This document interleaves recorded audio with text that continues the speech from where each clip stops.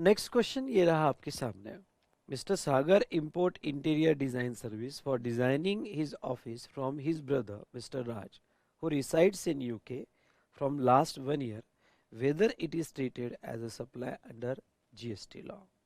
ठीक है, थोड़ा केस को देखो। Sagar interior designing service, designing of his office from his brother and related mister Raj who resides in UK from last 1 year, whether it is treated as supply और not.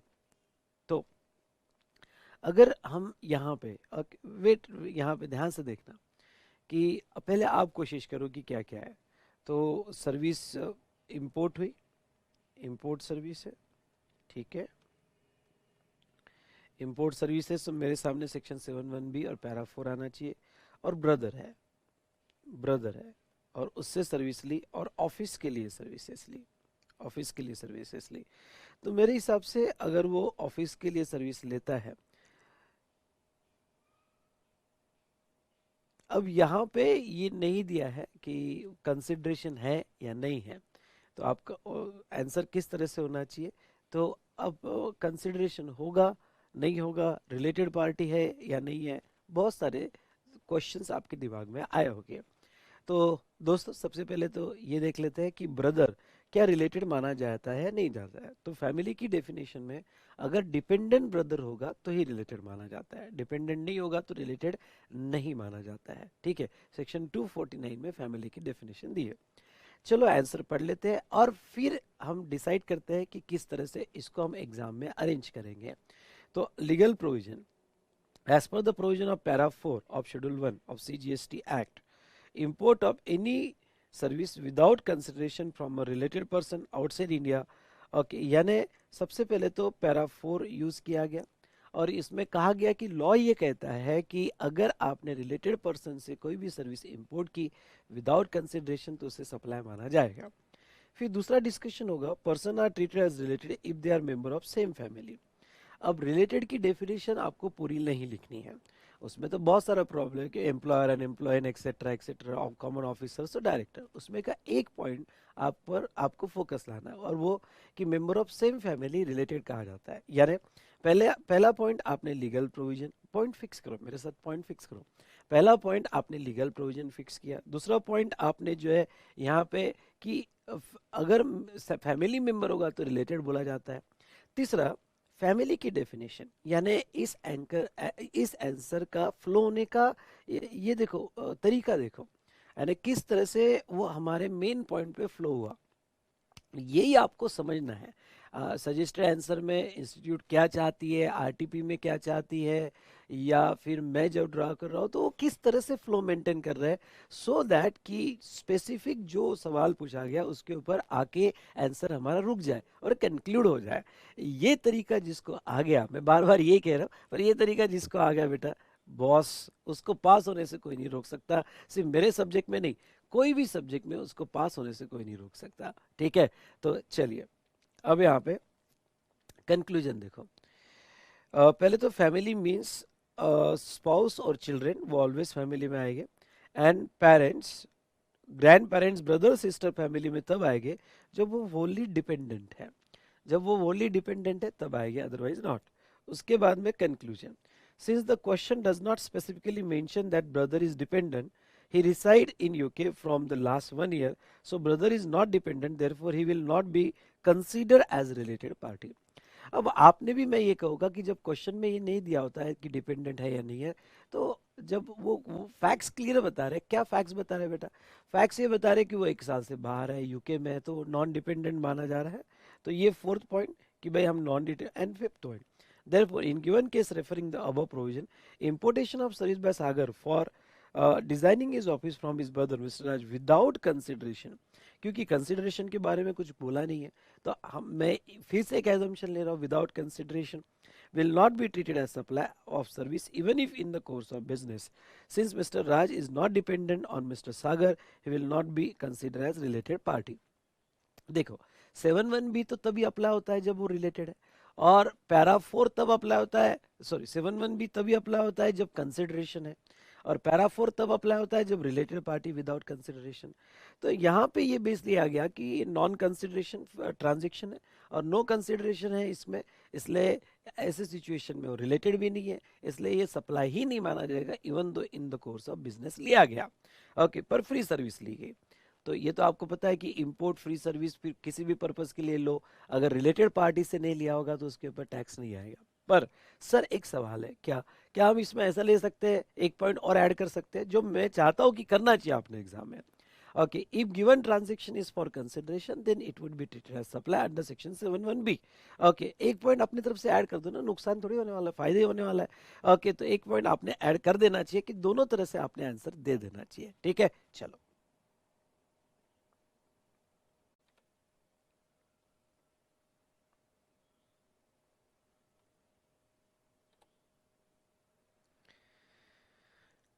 Next question देखो यहाँ पे वो क्या कहते हैं। John limited USA is the holding company of VV limited India.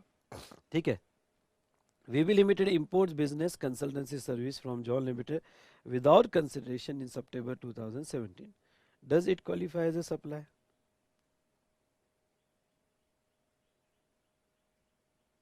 Related party है, related party है तो वो सप्लाई माना जाएगा। सिंपल क्वेश्चन है, इसमें तो कुछ खास बात नहीं है। ओके, पैरा 4 शेड्यूल 1 के हिसाब से अगर आपने रिलेटेड पार्टी से इंपोर्ट किया सर्विस तो वो सप्लाई माना जाएगा। सिंपल क्वेश्चन है, इसमें कोई खास बात नहीं है।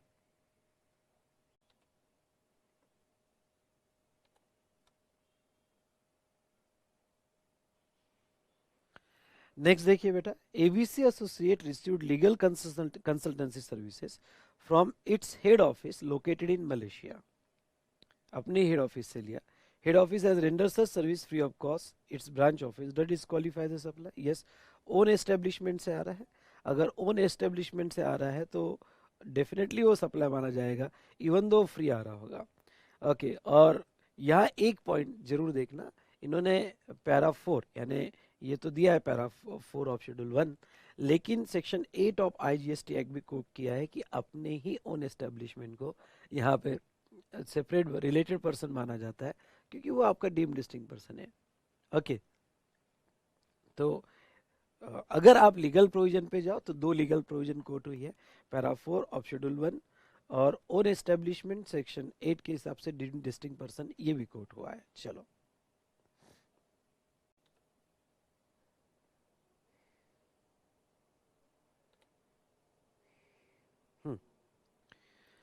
नेक्स्ट क्वेश्चन देखो, is is important to distinguish between supply of goods and supply of services? Yes, बिल्कुल बिल्कुल बिल्कुल, ये क्वेश्चन बड़ा अच्छा है। क्या सप्लाई ऑफ गुड्स और सर्विसेज में क्लासिफाई करना जरूरी है? अगर आपको प्रोविजन याद होगी बेटा, तो provision schedule 2 section 7(1) capital A schedule 2 वो हेल्प करता है for classification of your supply. आपका सप्लाई गुड्स का है या सर्विस का है, उसके लिए वो हेल्प करता है।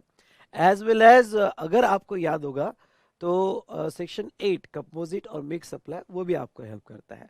तो क्लासिफिकेशन बहुत जरूरी है भाई। क्यों क्लासिफिकेशन जरूरी है? क्योंकि इसके आगे आपके जो एग्जम्पशन है, टाइम ऑफ सप्लाई है, प्लेस ऑफ सप्लाई है, ये इसके बेस पे डिसाइड होता है कि आपका सप्लाई ऑफ गुड्स है या सर्विस है। जीएसटी रेट है, इसके बेस पे डिसाइड होता है कि आपका सप्लाई ऑफ गुड्स है या सर्विसेज है। तो yes, okay, the CGST Act 2017 specifies certain provision separately for supply of goods or supply of services, जैसे सेक्शन 12 और 13 टाइम ऑफ सप्लाई, ये गुड्स के लिए अलग है, सर्विसेज के लिए अलग है। As well as separate provision for place of supply, place of supply के लिए अलग अलग प्रोविजन है। Further okay, rate GST rate भी आपके ऊपर डिपेंड है कि क्या प्लेस ऑफ सप्लाई गुड्स का है या सर्विस का है, इसके बेस पे जीएसटी रेट अप्लीकेबल है। तो इन सिंपल वर्ड आपका क्लासिफिकेशन इंपॉर्टेंट है। ठीक है, चलिए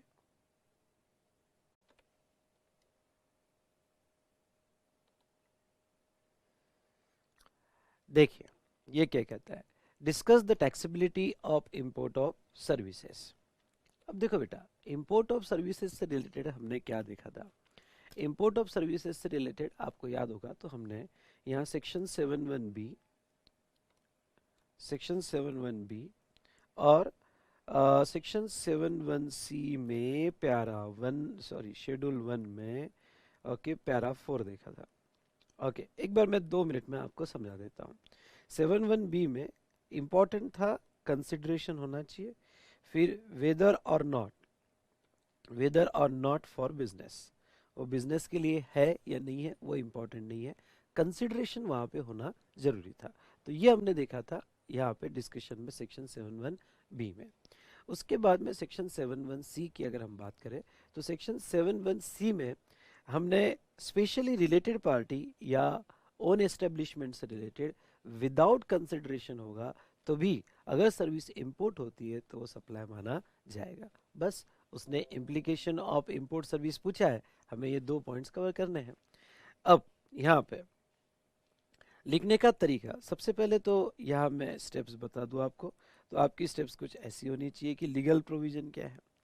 ओके, लीगल प्रोविजन नहीं, आप जस्ट इमेजिन करो कि मैं पॉइंट्स कवर करो, मैं लीगल प्रोविजन क्या लिखूंगा, फिर लीगल सेक्शन कौन कौन से सेक्शन कोट करूंगा, section 7(1)(b) and schedule 1 para 4 उसमें आना चाहिए। तो चलो देख लेते हैं। हाँ, सेक्शन 7(1)(b) आ गया, शेड्यूल 1 पैरा 4 भी आ गया। अब सेक्शन 7(1)(b) में एक्सप्लेन कर दो कि वेदर और नॉट फॉर कंसिडरेशन होना जरूरी है, वेदर और not for business, the import of service with consideration is taxable in both following situation, whether in the course of business or not in the course of business। यानी अगर आप service personal purpose के लिए लेते हो तो भी taxable है, अगर आप बिजनेस पर्पस के लिए लेते हो तो भी टैक्सेबल है, अगर कंसिडरेशन है। और विदाउट कंसिडरेशन होगा तो ये वर्ड आपके आने चाहिए, रिलेटेड पार्टी और in okay form own establishment. ठीक है, डन, सिंपल क्वेश्चन था, आरटीपी में पूछा था। ठीक है, वेल सो दोस्तों, क्वेश्चन या डिस्कशन टाइम। यस, अभी हमारा चैप्टर 2 चालू है, उसके कुछ क्वेश्चंस हमने डिस्कस कर लिए हैं, तो आगे का डिस्कशन हम कंटिन्यू करते हैं। तो आर यू रेडी, यस और नो? चलिए, तो यहाँ पे नेक्स्ट क्वेश्चन पे आते हैं।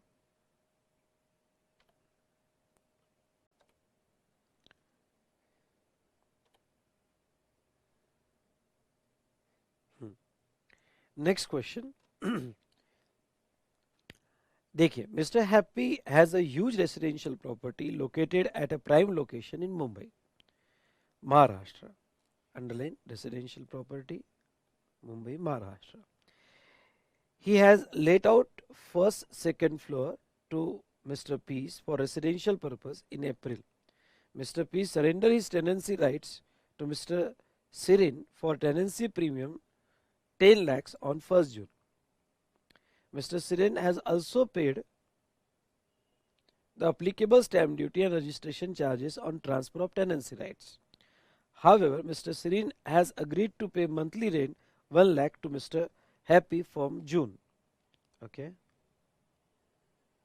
Determine taxability of transaction involved in given case for the month of June, ICAI material। अब बेटा आपको याद होगा तो एक CBIC का सर्कुलर था टेनेंसी राइट्स पे। मेरा ये मानना है कि ये लेक्चर को पॉज करके एक बार वो सर्कुलर फिर से देखो, देखो कैसे कंसेप्ट पे ग्रिप आती है। तो पहला स्टेप, लेक्चर पॉज करके वो इसको और लुक कर लो। ठीक है, अब आपने सर्कुलर पढ़ लिया, ठीक है, पॉज करके आपने देख लिया होगा। अब आपने सर्कुलर पढ़ लिया, अब सर्कुलर पढ़ने के बाद जो भी हम पढ़ते हैं, ये कला है कि अब ये क्वेश्चन, ये जो केस स्टडी है उसमें इस कॉन्टेक्स्ट में कैसे उसको मोल्ड करना।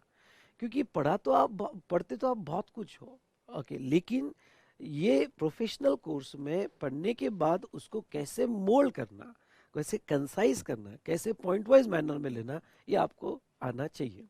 इवन मैंने आंसर देने के बाद मेरे आंसर भी, आप इतने लेंदी आंसर कभी कभी नहीं लिख सकते हो, तो इसको भी कंसाइज करते आपको आना चाहिए। जिसको ये कला आ गई उसके लिए ये प्रोफेशनल कोर्स बिल्कुल भी हार्ड नहीं है, वो पहले अटेम्प्ट में क्लियर होगा, ये मेरी गारंटी है। बस पहला कदम आप बढ़ाओ, हजारों मीलों का सफर पूरा हो सकता है। ठीक है, तो अब यहाँ पे एक सर्कुलर नंबर क्लैरिफिकेशन, आंसर पढ़ते हैं ना किस तरह से उन्होंने फ्रेम किया, इसमें भी आप कहाँ शॉर्ट कर सकते हैं ये भी डिस्कस करने की कोशिश करेंगे। सर्कुलर नंबर 44/2018, डेटेड, डेट वगैरह लिखने की कोई जरूरत नहीं है, सर्कुलर नंबर भी लिखने की जरूरत नहीं है। ठीक है, एज पर CBIC क्लैरिफिकेशन भी लिख दिया, एज पर सर्कुलर नंबर भी लिख दिया, तो भी चलेगा। Clarifies that activity of transfer of tenancy right against consideration, that is tenancy premium, okay squarely covered up as a supply of service. मतलब क्या, पूरे सर्विस देखो, ये सर्कुलर में इतना बड़ा सर्कुलर पड़ा था, लेकिन इसमें से मुझे एक लाइन लिखना है कि टेनेंसी राइट प्रीमियम पे दिया तो वो सप्लाई माना जाएगा। ठीक है, now it is a form of lease and renting of property and such activity specifically declared to be a service in schedule 2 any lease tenancy agreement or license to occupy land in the supply of service। अब देखो यहाँ पे अगर ध्यान से देखते हो तो उन्होंने सर्कुलर का रेफरेंस तो लिया ही, एज वेल एज शेड्यूल 2 का भी रेफरेंस लिया। शेड्यूल 2 का भी रेफरेंस, ये मेरे लिए इंपॉर्टेंट है, वर्ड्स को मैं टाइम पे संभाल लूंगा। ओके वो इंपॉर्टेंट नहीं। शेड्यूल 2 में अगर आपको याद होगा तो पैरा 2 है, अगर आप लीज लाइसेंस इजमेंट पे कोई भी बिल्डिंग देते हो, लैंड देते हो, तो वो सप्लाई माना जाता है। सेकंड, इसको ऐसा भी अरेंज कर सकते हो, पहले शेड्यूल और फिर उससे रिलेटेड क्लैरिफिकेशन, यानी पहला पॉइंट ये भी ले सकते हो, दूसरा पॉइंट ये भी ले सकते हो, इसमें कोई प्रॉब्लम नहीं है, आप अपने हिसाब से अरेंजमेंट कर सकते हो और करना भी चाहिए, मैं आपको कहूँगा। क्योंकि ये आंसर सिर्फ आप नहीं पढ़ रहे हो, ये मेरा क्वेश्चन है, यहाँ पे 10,000 स्टूडेंट्स पढ़ रहे हैं, तो थोड़ा बहुत वेरिएशन आपको टाइम पे जमना भी चाहिए कि मैं पहला पॉइंट क्या रखूँ, पहले दूसरा पॉइंट क्या रखूँ, सो दैट आपके आंसर शीट कुछ अलग दिखे। उसके बाद में although stamp duty and registration charges have been levied on such transfer tenancy right it shall be still subject to GST। ये वाला पॉइंट बहुत इंपॉर्टेंट है, क्योंकि ये पूरा क्लैरिफिकेशन इसके बेस पे था कि उसके ऊपर स्टैम्प ड्यूटी पे कर दी। अरे भाई स्टैम्प ड्यूटी लग रही है उसके बाद भी, ये बिल्कुल ये सर्कुलर उसके बेस पे था कि भाई स्टैम्प ड्यूटी लग रही है, स्टैम्प ड्यूटी लगने के बाद भी क्या हमें, क्या ये GST लग सकता है? लग सकता है। merely because a transaction supply involves execution of document which may require registration and payment of registration and fees and stamp duty would not preclude from them to the scope of supply। मैं आपको एक बात कहूँ कि ये दो line आप avoid कर सकते हो, आप इतनी ये लाइन भी लिख दिया ना कि भाई स्टैम्प ड्यूटी और रजिस्ट्रेशन दे दिया तो भी उसके ऊपर GST आएगा। देखो ये दो लाइन लिखने में आपके कम से कम 30 से 40 सेकंड जाएंगे। अगर हर क्वेश्चन में आपने ऐसे 30-40 सेकंड भी, यानी हर क्वेश्चन में हर पैराग्राफ में ऐसे 30-40 सेकंड भी सेव कर लिया ना, तो कम से कम आप 15 से 20 मिनट सेव कर सकते हो, जो आपको बाद में एंडिंग में बहुत काम आते हैं। तो यही तो आपको ये क्वेश्चनर से सीखना है कि भाई ठीक है ये पॉइंट पर जरूरी है क्या, ये पॉइंट या सिर्फ मैंने पढ़ा है लिखना है इसलिए लिखना, अरे मैं पहले पॉइंट में कवर कर रहा हूँ ना और उसको अंडरलाइन कर रहा हूँ ना, समझ जाएगा। क्योंकि आपकी एक एक लाइन तो वो एग्जामिनर चेक नहीं करेगा ना। ओके एक एक लाइन तो वो चेक नहीं करेगा ना। ठीक है, उसके बाद में नेक्स्ट यहाँ पे the transfer of tenancy right cannot be treated as a sale of land building in schedule 3 that is not a supply। अच्छा इसमें शेड्यूल 3 का भी रेफरेंस ले, चलो कर लो बात। ओके यानी देखो लीगल प्रोविजन के कोड देखो, यही तो खास बात है, मजा आता है। टाइम पे नहीं याद आया तो नहीं याद आया, पर हम प्रैक्टिस तो कर सकते हैं ना, प्रैक्टिस तो कर सकते हैं ना, हम अपने आप को ट्रेन तो कर सकते हैं ना। अब क्या होता है, बहुत से लोग अपने आप को ट्रेन इसलिए नहीं करते हैं क्योंकि टाइम पे हमें याद नहीं आएगा, फिर भूल गए तो। अरे भाई तुम स्टार्ट करने के पहले, पहला कदम बढ़ाने के पहले अगर निगेटिविटी से खत्म हो जाओगे तो जिंदगी में वैसे भी कभी सफल नहीं हो पाओगे। इसलिए यहाँ पे ट्रेन तो कर लो, टाइम पे याद आया तो लिख लेंगे। और मैं जानता हूँ बेटा, एक्सपीरियंस मेरे पास है कि जितना ज़्यादा ट्रेन करोगे मेमोरी उतना आपको टाइम पे रिकॉल करेगी, और टाइम पे आपको रिकॉल हो गया ना तो जो कॉन्फिडेंस बढ़ेगा ना बॉस, उस कॉन्फिडेंस का कोई तोड़ नहीं है, बिल्कुल तोड़ नहीं है। इसलिए मैं आपको ये कहना चाहूंगा कि ट्रेन करो अपने आप। तो मैंने क्या क्या रेफरेंस किया, मैंने यहाँ पे जहाँ तक शेड्यूल 2 पैरा 2 का रेफरेंस लिया, मैंने CBIC सर्कुलर का रेफरेंस लिया, मैंने शेड्यूल 3 में ओके इसका रेफरेंस लिया। भाई शेड्यूल 3 का रेफरेंस क्यों लिया मैंने, क्योंकि एक बड़ा कंफ्यूजन है कि ट्रांसफर ऑफ राइट्स जो है, ध्यान सुनना, एक कंफ्यूजन ये है कि ट्रांसफर ऑफ राइट जो है, ये ट्रांसफर ऑफ राइट क्या सेल ऑफ इमूवेबल प्रॉपर्टी माना जाता है क्या? तो नहीं, ये सेल ऑफ इमूवेबल प्रॉपर्टी नहीं माना जाता है, क्योंकि sale of land and building हो तो शेड्यूल 3 में एक्सक्लूड हो जाता है और उसके ऊपर सप्लाई नहीं आता है। तो ये भी पॉइंट मैंने डिस्कस कर लिया। Service provided by an outgoing tenant by way of surrendering the tenancy right against the consideration in the form of portion of tenancy premium is liable to GST। Here, hence, in given case, tenancy premium 10 lakhs received by piece of surrendering his tenancy right liable to GST. The circular further clarified that renting of residential dwelling for use of residence is exempt. So, grant of tenancy right is a residential dwelling for use of resident dwelling against the tenancy premium or periodic rent or periodic exempt. Consequently, monthly rent 1 lakh received by Mr. Happy from Mr. Srini is also exempt. ये वाला point बड़ा important है और यहाँ underline करना है. यहाँ पहले तो मैंने कहा कि नहीं भाई लायबल टू जीएसटी है, लेवी तो है जीएसटी की टेनेंसी प्रीमियम पे. यानी पहले पैराग्राफ में मुझे ये एक्सप्लेन करना है कि जब आपने स्टैम्प ड्यूटी पे कर दिया या आपने यहाँ पे रजिस्ट्रेशन फीस पे कर दिया, इसका मतलब आप बच जाओगे ऐसा नहीं है, बच जाओगे ऐसा नहीं है. दूसरा जो है यहाँ जो सर्कुलर है लास्ट कंक्लूड करता है कि भाई देखो ये टेनेंसी प्रीमियम ये रेंटिंग का ही पार्ट माना जा रहा है, सेल तो नहीं माना जा रहा है, तो वो रेंटिंग का ही पार्ट माना जाता है. तो अगर वो रेंटिंग ऑफ रेसिडेंशियल ड्वेलिंग जो आगे एग्जम्पशन में आएगा, तो renting of residential dwelling exempt है तो ये टेनेंसी प्रीमियम भी एग्जम माना जाएगा, उसके ऊपर जीएसटी नहीं आएगा. ये वाला पैरा बहुत इंपॉर्टेंट है ये क्लैरिफिकेशन का. ठीक है, तो ये एग्जम्पशन वाला पैरा, तो इस तरह से आपके पॉइंट फिक्स होने चाहिए. चलो एक बार हम रिवाइज कर लेते हैं क्या क्या पॉइंट्स फिक्स हुए. मैं यहाँ पे शेड्यूल 2 का रेफरेंस दूंगा, सर्कुलर का रेफरेंस दूंगा, ट्रेन करो अपने आप को. शेड्यूल 3 में बताऊंगा कि सेल ऑफ इमूवेबल प्रॉपर्टी नहीं है, ये पॉइंट पे भी फोकस करूंगा कि जस्ट स्टैम्प ड्यूटी पे कर दी, इसका रजिस्ट्रेशन फीस के कर दी तो जीएसटी नहीं आएगा, ऐसा नहीं है. फिर ये कि भाई जीएसटी आएगा, ओके वो टेनेंसी प्रीमियम पे भी आएगा और रेंट पे भी आएगा, लेकिन फिर एग्जम्पशन वाला पॉइंट भी मैं कवर करूंगा. देखो कैसा मजा आता है. ठीक है, चलिए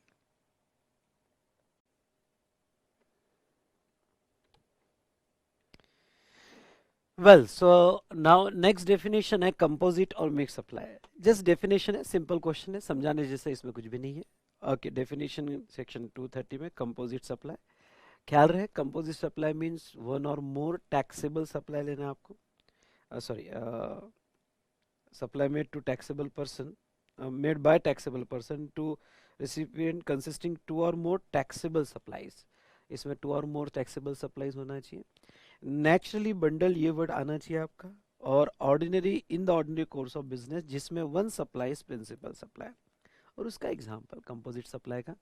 और मिक्स सप्लाई में ख्याल रहे दोनों में डेफिनेशन में कैसे लिखना है. कंपोजिट सप्लाई में टू और मोर टैक्सेबल सप्लाई, तो यहाँ पे टू और मोर इंडिविजुअल सप्लाईज, ये डिफरेंस है. जो नेचुरली बंडल नहीं है पर supplied in conjunction which one another, ये सिंगल प्राइस ये वर्ड आना ही चाहिए. मिक्स सप्लाई में जो सप्लाई किया गया सिंगल प्राइस में सप्लाई किया, वैसा supply does not constitute a composite supply, मतलब वो कंपोजिट सप्लाई नहीं होना चाहिए, तो उसे मिक्स सप्लाई कहा जाएगा. एग्जाम्पल मैंने यहाँ पे लिया है, सिंपल था, डेफिनेशन थी, स्पेशली उसमें कुछ भी नहीं था.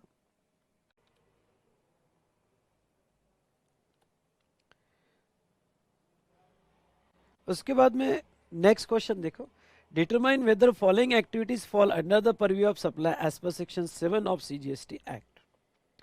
Mister Raj hires an ambulance for transport facility of a deceased person for performing funeral rituals. Ambulance service है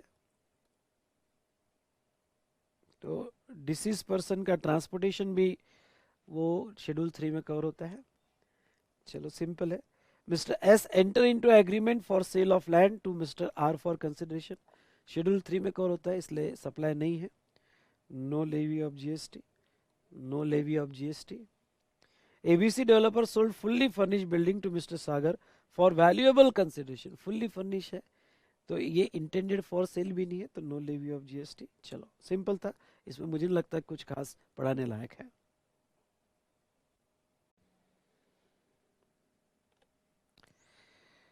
नेक्स्ट बेटा यहाँ पे अगर हम देखें, determine whether following supplies amount to composite supplies और नॉट. ठीक है, hotel provides 4 days 3 nights package where in facility of breakfast and dinner is provided along with room accommodation. Breakfast और dinner along with room accommodation. तो यहाँ पे बहुत से यानी इवन आईसीएआई का यहाँ पे ये व्यू है कि अगर होटल सर्विस के साथ ब्रेकफास्ट भी है और होटल सर्विस के साथ डिनर और अकोमोडेशन, ब्रेकफास्ट और डिनर भी है, तो वो सिचुएशन में वो कंपोजिट सप्लाई कहा जाएगा. और कंपोजिट सप्लाई कहा जाएगा तो प्रिंसिपल सप्लाई जो है रेंटिंग ऑफ रूम्स उसमें क्लासीफाई होगा. तो पहले केस में कंपोजिट सप्लाई. दूसरे केस में बेटा toothpaste company has offered a scheme free toothbrush along with toothpaste. Okay, तो free toothbrush along with toothpaste ये कंप्लीटली मिक्स सप्लाई है, not do not qualify as a composite supply, उसे हम कहेंगे mix supply है। Mix supply वो not naturally bundled है तो मिक्स सप्लाई माना जाएगा। सिंपल, इसमें कुछ स्पेशल नहीं था।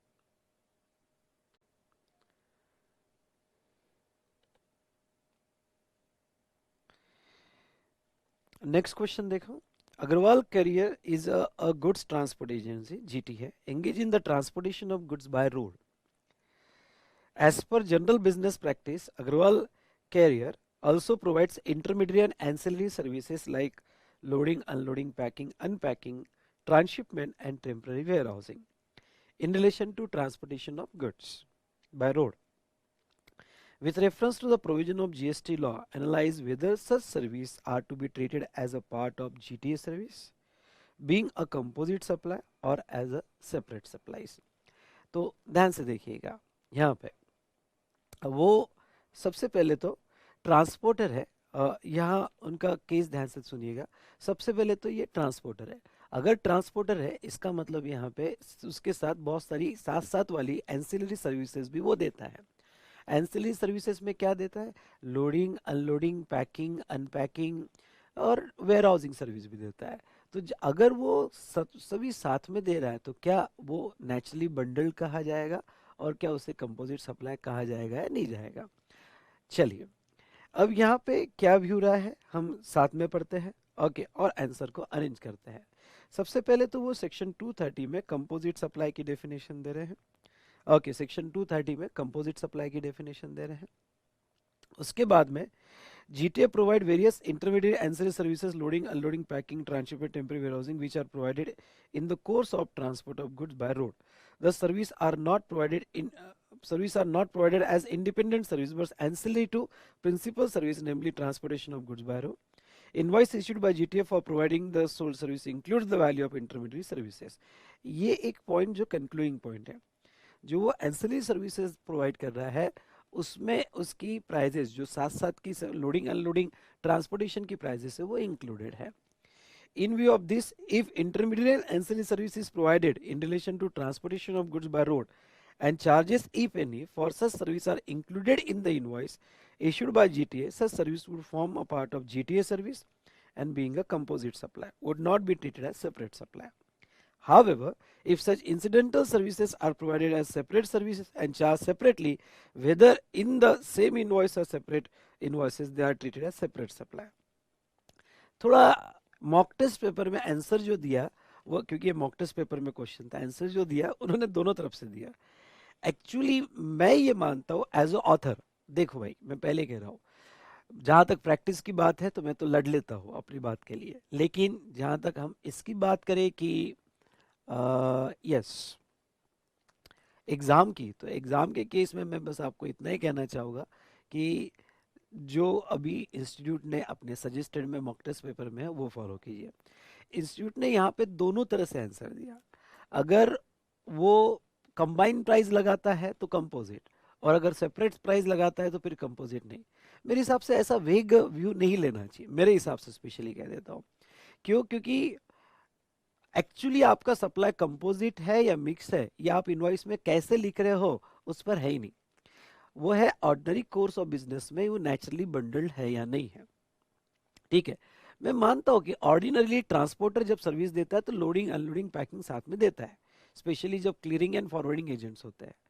तो अगर क्लियरिंग एंड फॉरवर्डिंग एजेंट के कॉन्टेक्स्ट में देखा जाए या ट्रांसपोर्टर के भी कॉन्टेक्स्ट में देखा जाए तो वो कंपोजिट सप्लाई, ये पैरा इनफ था। ओके, जनरल प्रैक्टिस में आप देखते हो। लेकिन जो सेकंड वाला पैरा इंस्टीट्यूट ने डाल दिया, अब ये सेकंड वाला पैरा कि भाई अगर सेपरेटली इनवॉइस में हो, इनवॉइस सेम इनवॉइस में सेपरेट हो तो नहीं बोला जाएगा। देखो कॉन्ट्रैक्ट ही सेपरेट है, कॉन्ट्रैक्ट मतलब दो चीजें अलग अलग है, तो फिर तो ठीक है। पर अगर सेम इनवॉइस में एक साथ कॉन्ट्रैक्ट किया हुआ है तो मेरे हिसाब से ये क्राइटेरिया ठीक नहीं है। पर भाई मेरे हिसाब अभी फॉलो मत करना, आप जो अभी इंस्टीट्यूट है वही फॉलो कीजिएगा। ठीक है, अभी दोनों व्यू दे देना। Done, okay.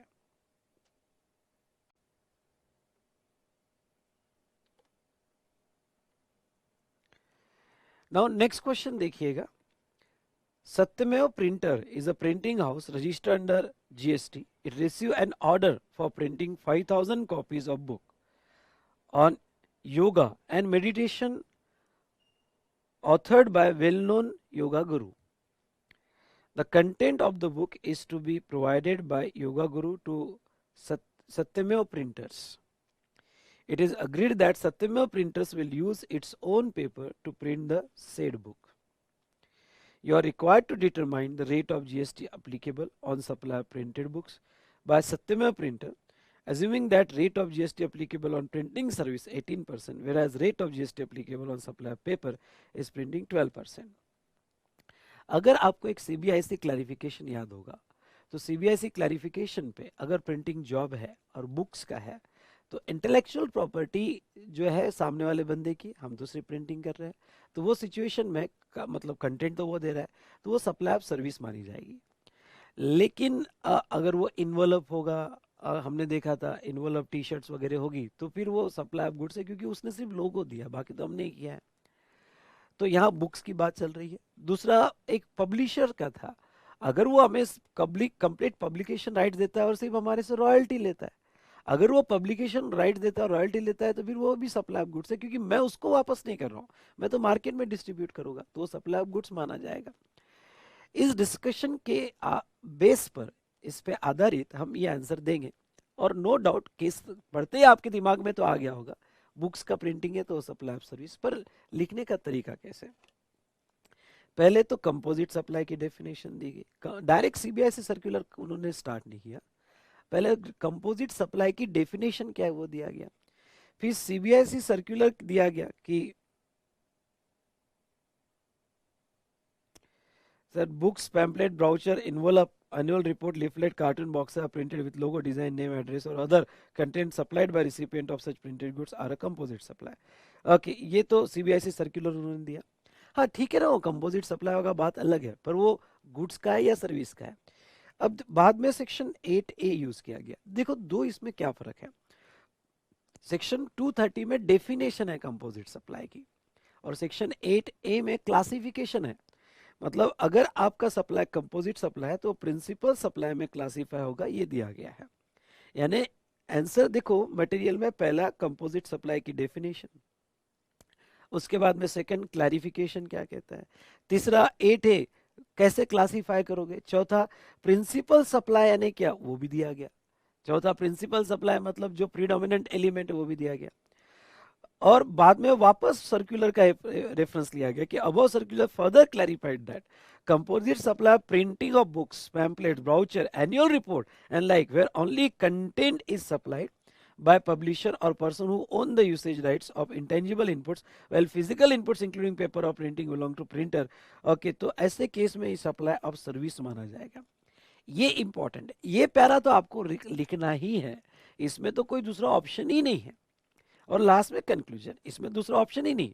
अगर आपके पास टाइम नहीं बचा तो एटलीस्ट ये पैरा तो भी लिख देना है, एज पर सीबीआईसी क्लैरिफिकेशन वो सप्लाई ऑफ सर्विस माना जाएगा, थोड़ा बहुत अच्छे से लिखकर. अगर आपके पास ये 5 मार्क का केस आया हुआ है और रिजनेबल टाइम है तो फटाफट डेफिनेशन. ओके, उसके बाद में चलो ये दो थोड़ा बहुत आप कंबाइन भी कर सकते हो कि ये 2 बार क्लैरिफिकेशन लिखने के बजाय एक बार ही लिख दिया एज पर सीबीएसई क्लैरिफिकेशन, ये पॉइंट कट भी कर दिया तो चलेगा.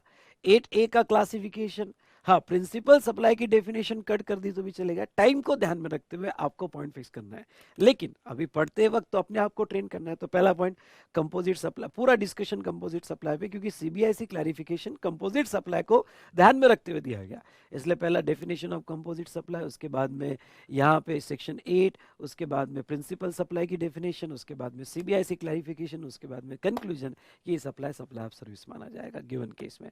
बस यही आपको लर्न नहीं करना है, आपको प्रॉपरली रीड करके अपने आप को ट्रेन करना है. टाइम पे बेटा वर्ड्स इधर उधर हो गए तो भी चलेगा, मैं बार बार कह रहा हूं आपको. ठीक है, चलो डन.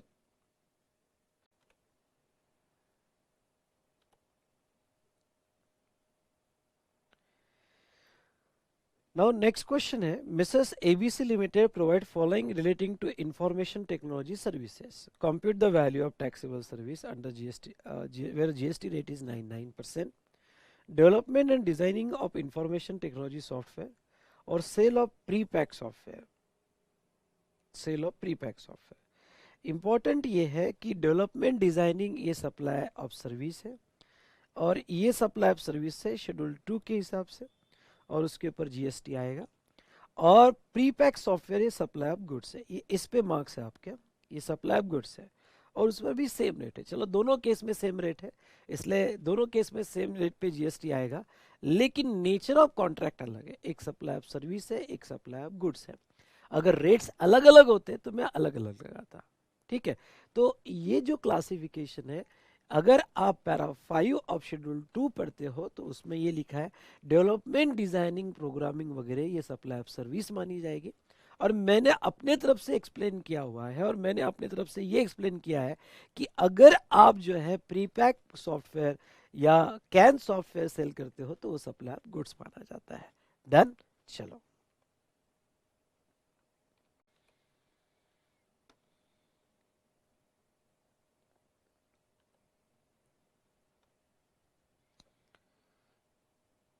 ना, नेक्स्ट क्वेश्चन पे आ जाओ। Mr. P, located in Mumbai, is a technical consultant to many companies. He is a registered person under GST. He has been providing technical services to Alpha Limited, Nagpur since 2011. Consideration is settled for each assignment.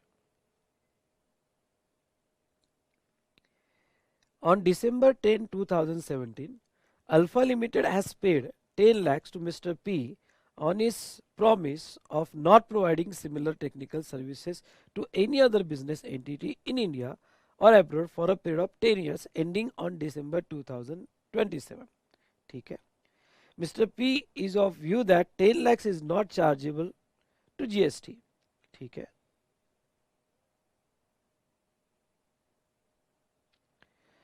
If not calculated liability of Mr. P, it cannot be recovered from Alpha Limited. A technical service provided by Mr. P is otherwise chargeable to GST at the rate 18%. ठीक है। अब ये अगर आप देखते हो तो ये आपको पैरा 5 पे फॉरबिरेंस, ओके, या आपको tolerance, forbearance, refraining from an act, तो वो सप्लाई माना जाता है। तो उसके बेस पर ये दिया है। यहाँ सबसे पहले कोड किया गया शेड्यूल 2 पैरा 5 ई, और any consideration receiving agreeing to an obligation to refrain from an act is subject to GST. Okay, कुछ ना करना उसके ऊपर भी जीएसटी है। ये हमारा पहला पॉइंट हो गया। दूसरा, consideration received for not compete agreement is also consideration for supply of services. Okay, ये सेकंड पॉइंट हो गया। Consideration of 10 lakhs received on promise of Mr. P not providing similar services to any other person for consideration, तो वो chargeable to GST रहेगा। Since GST is not separately collected, it is assumed that it is included 10 lakhs and consequently तो उसकी value of supply निकाल दी गई है। Okay, उसकी value of supply और जीएसटी निकाल दिया गया। तो ये केस स्टडी में रिफ्रेनिंग फ्रॉम एन एक्ट पे ये केस स्टडी पूछा गया था। ठीक है, सिंपल केस स्टडी था।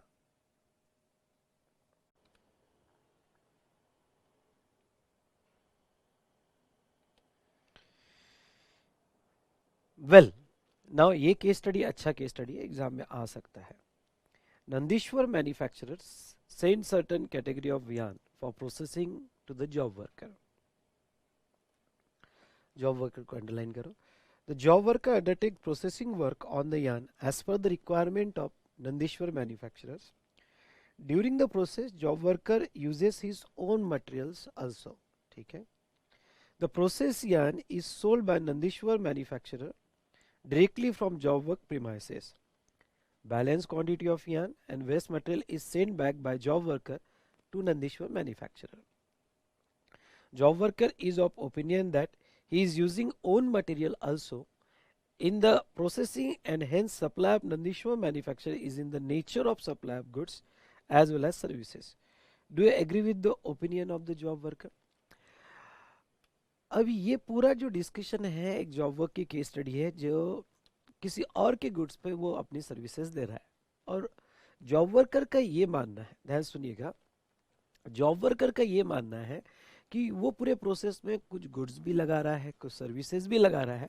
अगर वो गुड्स और सर्विसेज दोनों भी लगा रहा है तो ऐसे सिचुएशन में वो सप्लाई कंबाइन है, बोथ है, गुड्स प्लस सर्विसेज का है। क्या आपका ये मानना सही है? कुछ नहीं, अगर इसका आंसर मैं देने जाऊँ तो एक लाइन में मुझे याद आ जाएगा। और आपको याद होगा तो शेड्यूल 2 के हिसाब से पैरा 3 ये कहता है किसी और के गुड्स पे प्रोसेसिंग करना। मेन गुड्स किसी और का है, फिर क्यों ना आप अपने गुड्स भी लगा रहे हो, पर मेन गुड्स किसी और का है, तो वो सिचुएशन में वो ऑलवेज सप्लाई ऑफ सर्विस माना जाएगा। ठीक है। पर पर आंसर को कैसे रंगाते हैं, कैसे कलरफुल करते हैं, तो चलिए यहाँ देखते हैं। पहले तो आंसर देखो, प्रेजेंटेशन का तरीका है, आंसर नो ऐसा भी स्टार्ट करते हो, सीधा स्ट्रेट फॉरवर्ड स्टार्ट करो कि विजय तुमने जो बोला वो बिल्कुल सही नहीं है। The opinion of job work the opinion of the job worker is not fully correct, बिल्कुल एक लाइन में सीधा आंसर। इसका कभी कभी क्या फायदा होता है, इसका फायदा ये होता है कि आपका पहले लाइन का आंसर पढ़ लिया, मार्क्स वैसे ही फिक्स हो जाते हैं आपके। फिर अब कितने देना ये आगे अब एग्जामिनर चेक करता है कि कितने देना चाहिए आपको। तो ऐसे सिचुएशन में आपकी नो बोलते ही चलो वहां आपने कुछ कंक्लूड कर लिया, मार्क्स ले लिए। फिर कभी कभी ये भी साइकोलॉजी होती है कि आगे का फिर ऑफिसर, सॉरी ऑफिसर ही आ गया मुंह में, एग्जामिनर फिर क्या चेक करना क्या नहीं करना, करना कि नहीं करना वो डिसाइड करता है। तो ये भी बहुत अच्छा तरीका है। कोड क्या किया है, 7(1)(a) capital A, 7(1) capital A, जो क्लासिफिकेशन के बारे में कहता है और शेड्यूल 2 के बारे में कहता है। तो अब 7(1)(a) की प्रोविजन यहाँ पे यूज की गई। फिर सोचना कि 7(1)(a) की प्रोविजन क्या थी, नहीं याद आ रही है तो बुक ओपन करना। 7(1)(a) की प्रोविजन यहाँ थी कि अगर कोई एक्टिविटी या ट्रांजेक्शन सप्लाई हो जाता है सेक्शन 7(1) में, देखो अब हमारा चार्ट आपको डेफिनेटली हेल्प करेगा। अगर वो सप्लाई हो जाता है अंडर सेक्शन 7(1) में, तो ऐसे सिचुएशन में वो गुड्स का या सर्विस का, उसके लिए शेड्यूल 2 यूज किया जाता है। और शेड्यूल 2 में अगर आपको पैरा याद आ जाता है तो पैरा 3 है कि किसी और के गुड्स पे आपने कोई एक्टिविटी किया तो वो शेड्यूल 2 में सप्लाई ऑफ सर्विस मानी जाएगी। तो पहला पॉइंट हो गया। दूसरा पॉइंट हो गया, आपने शेड्यूल 2 के बारे में कह दिया। तीसरा, the job worker in addition to goods receive from principal can use his own goods providing the service of job work. This goods are not a supply per se but being a use in processing activity carried out by it. Thus, the activity undertaken by job worker in given case squarely fall within the purview of Schedule 2 and वो यहाँ पे supply of service मानी जाएगी। इसको underline कर देना। तो जो यहाँ पे आपका पेपर चेक कर रहा है बेटा, वो बस दो बातें चेक कर लेगा। कौन सी दो बातें चेक कर लेगा, एक तो आपने पहला लाइन ये कर लिया, दूसरा ये सप्लाई ऑफ सर्विस में क्लासीफाई होगा, और सेक्शन अगर कोट कर सको तो अच्छी बात है। ओके, तो ऐसे आप अच्छे से मार्क्स ले सकते हो। फिर से कहता हूँ, मार्क्स मिलते हैं, लेते आना चाहिए। ठीक है, चलो।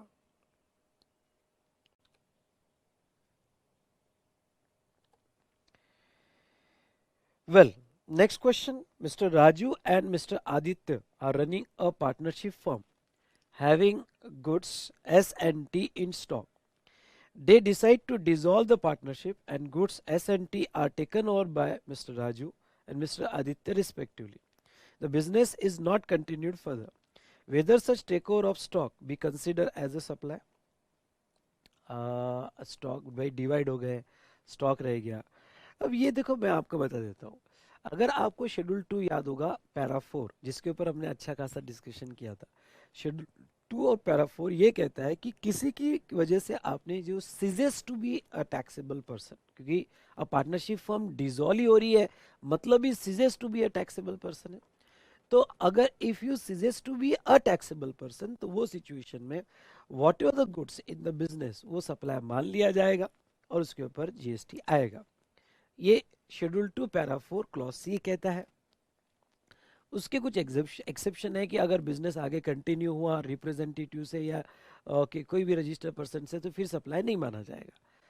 जहां तक मैं केस स्टडी पढ़ रहा हूँ तो मुझे लगता है कि इसमें ये कुछ फैक्ट्स दिए गए कि बिजनेस आगे कंटिन्यू किया कि नहीं किया। तो ऐसे सिचुएशन में यहाँ पे यस बेटा definitely okay, clause 4C schedule 2 of CGST act यहाँ कोट किया गया है।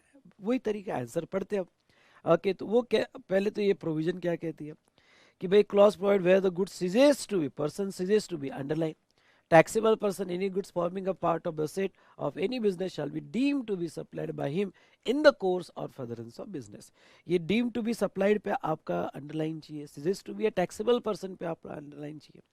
लेकिन उसमें प्रोविजो भी दी है कि अगर आप okay transfer as a going concern हो टू अनदर पर्सन, या आपका पर्सनल रिप्रेजेंटेटिव कंटिन्यू कर रहा है, तो ऐसे सिचुएशन में वो सप्लाई नहीं माना जाएगा। Okay therefore it will not be consider as a supply of goods. तो ऐसे सिचुएशन में इन गिवन केस डिसॉल्व हुई और suggest to be a taxable person है, business is not continued, hence stock of S N T is treated as supply and liable to GST. ठीक है, तो कुछ नहीं, इसमें आपको क्या याद रखना है कि आपको सिर्फ सेक्शन 4C क्लॉज नहीं देना है, उसका एक्सेप्शन भी देना है। बिजनेस कंटिन्यू हुआ तो जीएसटी नहीं आएगा, पर करंट केस में आपका बिजनेस कंटिन्यू नहीं हुआ है, इसलिए उस स्टॉक पे जो दोनों ने रख लिया उसके ऊपर जीएसटी देना पड़ेगा। नीचे एक ऑथर नोट दिया है, मैंने पढ़ाते वक्त भी कहा था और अभी भी कह रहा हूं, अभी तो एग्जाम में जैसा मैंने ऊपर दिया है वैसा ही लिखना है, लेकिन इस ऑथर नोट में मैंने ये कहा था कि शेड्यूल 2 का काम क्या सप्लाई है और क्या नहीं है, मतलब कौन सी एक्टिविटी सप्लाई है और कौन सी एक्टिविटी नहीं है, ये शेड्यूल 2 का काम है ही नहीं। क्योंकि यहाँ पे सेक्शन 71A से शेड्यूल 2 आता है, और सेक्शन 71A के वर्डिंग्स अगर आप पढ़ते हो तो 71A ये कहता है कि अगर आपकी कोई भी एक्टिविटी या ट्रांजैक्शन सेक्शन 7 के तहत सप्लाई हो गई होगी तो वो क्लासिफाई की जाएगी, और वो क्लासिफाई एज अ गुड्स या सर्विस वो शेड्यूल 2 से क्लासिफाई होगी। अब ये जो डीम सप्लाई कंसेप्ट है ये शेड्यूल 2 में रखा गया है, तो मेरा सवाल आज भी ये है, ऑथर का सवाल ये भी है गवर्नमेंट को, कि भाई शेड्यूल 2 के पास पावर ही नहीं है कोई एक्टिविटी को सप्लाई करने की, तो फिर ये सप्लाई कैसे माना जाएगा? क्लॉज सी तो सही नहीं है। अगर आपको ये सप्लाई मानना है तो इसको सेक्शन 7 में डाला जाए रादर देन सेक्शन 71A में, 71 में डाला जाए और कि 71A में ना डाला जाए।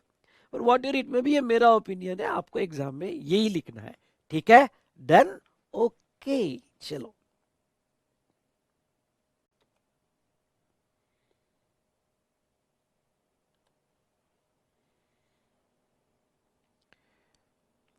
नेक्स्ट क्वेश्चन देखो, Angad private limited is engage in the business of distribution of construction material as an incentive, Angad Private Limited pay an amount of 75,000 to its employees upon achieving a specified sales target. ठीक है, pays an amount, पैसा दे दिया। The incentive is a part of salary of employee and applicable tax is deducted at source as per the relevant income tax provision. Angad Private Limited is of view that GST is not leviable on such incentive paid to employee. Whether view taken by Angad Private Limited is correct? Perfectly correct. Yes. Yes. अब देखो, पहली बात तो ये जो है gift नहीं है, काइंड में नहीं है, पैसा है। पैसा आप कितना भी दो उसके ऊपर, अगर ये इन द कोर्स ऑफ एम्प्लॉयमेंट नहीं भी होता तो भी उसके ऊपर जीएसटी नहीं आता। क्यों? क्योंकि शेड्यूल 1 पैरा 2 प्रोविजो कहती है गिफ्ट, काइंड में दिया तो वो अट्रैक्ट होता है। यहाँ तो उन्होंने अपने तरफ से ही बहुत सी बातें क्लियर कर दी। कौन सी बहुत सी बातें क्लियर कर दी? कि पहले तो पैसा दिया, दूसरा ये पार्ट ऑफ द सैलरी है, टीडीएस भी डिडक्ट किया गया, तो सभी चीजें as a part of salary हुई तो उसके ऊपर जीएसटी नहीं आएगा। क्या कोट करना है हमें? शेड्यूल 3 कोट करना है। शेड्यूल 1 में ये कहना है कि it is not in the nature of gift, वो नेचर ऑफ गिफ्ट में नहीं है, वो in the course of employment है। Okay, in fact if it is given incentive as a part of salary and directly linked to the sales target, therefore service provided by employee in the return of incentive given is to them shall not be treated as supply. In light of our discussion GST is not leviable. Okay, ये इसके ऊपर GST नहीं आएगा। चलो,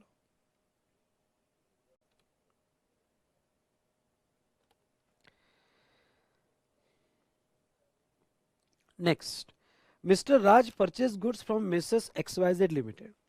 Goods received by Mr. Raj is not as per his specification given by him to Mrs. XYZ Limited. Mr. Raj filed a complaint in Customer Dispute Redressal Commission and pay fees of rupees 2000 for registration of his complaint. Explain whether GST leviable on the fee charged for registration of complaint. अगर आपको याद होगा तो consumer redressal court एक clarification था कि consumer redressal के commission जो है एक तरह का ट्रिब्यूनल ही माना जाएगा, और वो ट्रिब्यूनल माना गया है तो शेड्यूल 3 के हिसाब से कोर्ट की फीस जो है वो टैक्सेबल नहीं होगी। उसके बेस पे हमें लिखना है। अब आप देखो ट्रेन हो रहे धीरे धीरे, पहले मैं क्या लिखूंगा?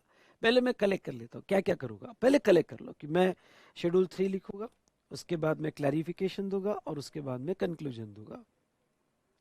हो गए, पॉइंट फिक्स हो गए, शेड्यूल 3 क्लैरिफिकेशन और कंक्लूजन। अब शेड्यूल 3 क्या दूंगा कि भाई कोर्ट की फीस सप्लाई नहीं मानी जाएगी, चलो हो गया, अपने ओन वर्ड्स में भी लिखा तो भी चलेगा। दूसरा क्लैरिफिकेशन ये कहता है कि कंज्यूमर डिस्प्यूट रिड्रेसल कमीशन ये ट्रिब्यूनल माना जाएगा, ओके। और इवन दो, हाँ ये पॉइंट है कि भाई डायरेक्टली आर्टिकल ऑफ कॉन्स्टिट्यूशन से नहीं होगा, पर इट ये वर्ड आना चाहिए आपका, they clothe with the character of tribunal, ये सीबीआईसी का क्लैरिफिकेशन है। इसलिए ओके, यहाँ पे वो जो भी पेनल्टी वगैरह लगाते हैं या फीस लगाते हैं, ओके, उसके ऊपर जीएसटी नहीं आएगा, shall not attract the GST, GST नहीं आएगा, ठीक है। चलो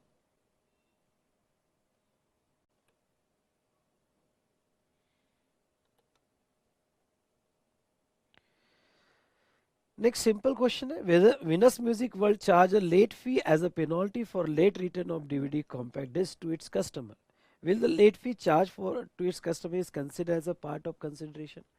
यस बेटा, शेड्यूल पहली बात तो मैं कह देता हूँ कि service means anything other than goods, service की डेफिनेशन एनीथिंग, कुछ भी चार्ज किया अदर देन गुड्स, मनी और सिक्योरिटी सर्विस मानी जाती है।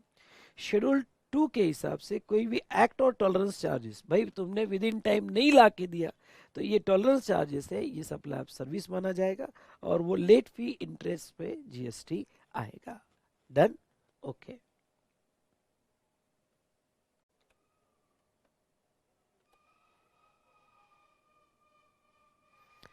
हेलो, वेल नेक्स्ट बेटा, Mr A imported goods from UK worth rupees 2,80,000 यहाँ पे import किया गया। Some goods are deposited in public custom license warehouse in Mumbai by executing bond. After depositing within 30 days, Mr. A sold the same goods to Mr. B Pune for 31,000। part sale हुआ है from customs license warehouse in Mumbai। Explain whether sale by Mr. A to Mr. B treated as supply and GST is leviable or not. Whether GST is payable on such warehouse goods or not. पहली बात तो मैं आपको कह दूं कि ये straight forward question है। अगर आपको शेड्यूल 3 याद होगा, उसमें पैरा 8A याद होगा, तो अगर वेयर हाउस सेल होती है, कस्टम वेयर हाउस सेल होती है, तो वो सप्लाई नहीं कहा जाता है। ये तो स्ट्रेट फॉरवर्ड क्वेश्चन था। ये लिखने की ज़रूरत नहीं है, CGST अमेंडमेंट एक्ट वगैरह ये लिखने की ज़रूरत नहीं है, बस शेड्यूल 3 में लिख लिया, that's enough. Therefore, in given case, Mr. A to Mr. B not considered as a supply. But when goods are cleared from customs license warehouse, ख्याल रहे, अगर क्लियर होने के बाद Mr. B liable to pay IGST to government for importation of goods as imported at the time of filing bill of entry, वो तो ठीक है ना। At the time of clearance जो है कस्टम्स आपने पढ़ा होगा या हम कस्टम में पढ़ेंगे कि at the time of clearance आपको ACD 37 तो देना ही पड़ता है, IGST तो देना ही पड़ता है, वो इश्यू नहीं है। हाँ, लेकिन जो वेयर हाउस सेल हुई उसके ऊपर जीएसटी नहीं आएगा।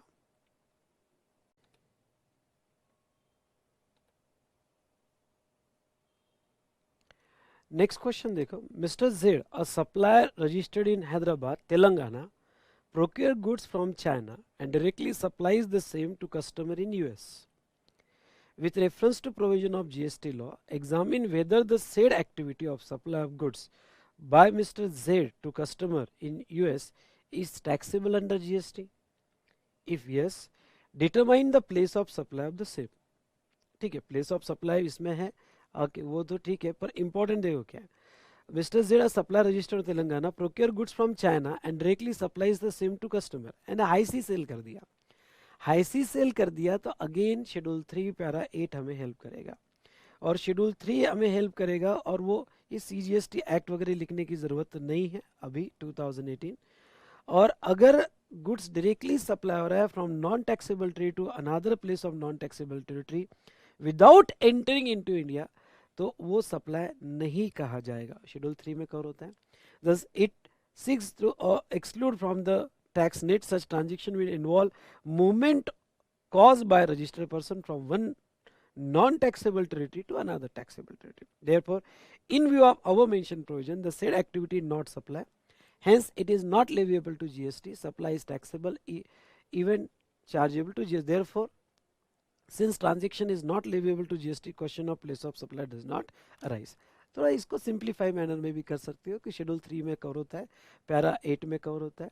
ओके, पैरा 8 में कवर होने की वजह से जो है यहाँ पे non taxable to non taxable territory अगर हाई सी सेल हो जाता है without entering into India, sorry para 7 में कवर होता है विदाउट एंटरिंग इनटू इंडिया, तो ऐसे सिचुएशन में वो सप्लाई नहीं बोला जाएगा, और वो सप्लाई नहीं बोला जाएगा तो question of place of supply does not arise. Simple था, कोई इसमें ट्रिकी पॉइंट्स तो नहीं थे।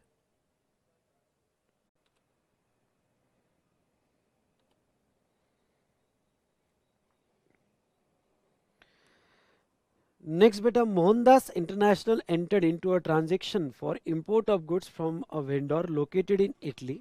ठीक है, इंपोर्ट ऑफ गुड्स से रिलेटेड है।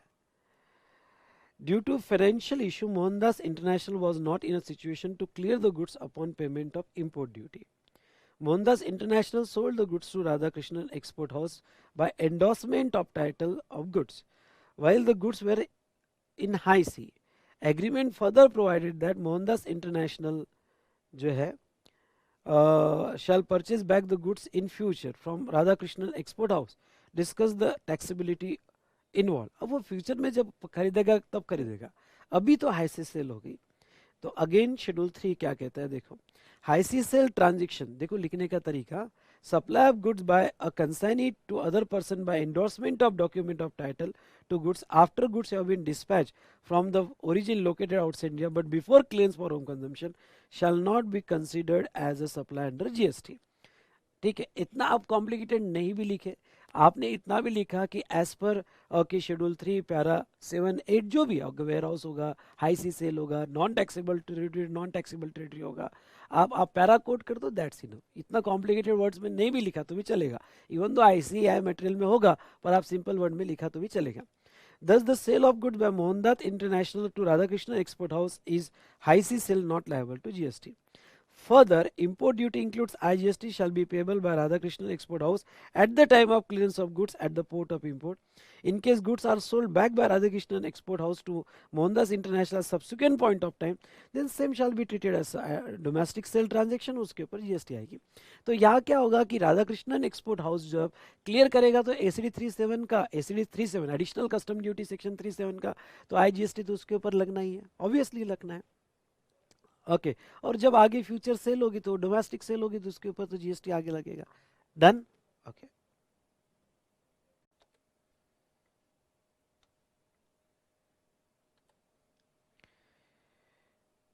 नेक्स्ट देखो वो क्या कहते हैं, employer provide bus service, meal coupon, telephone at residence, give vehicle for official and personal use, uniform and shoes to employ, explain the implication of GST.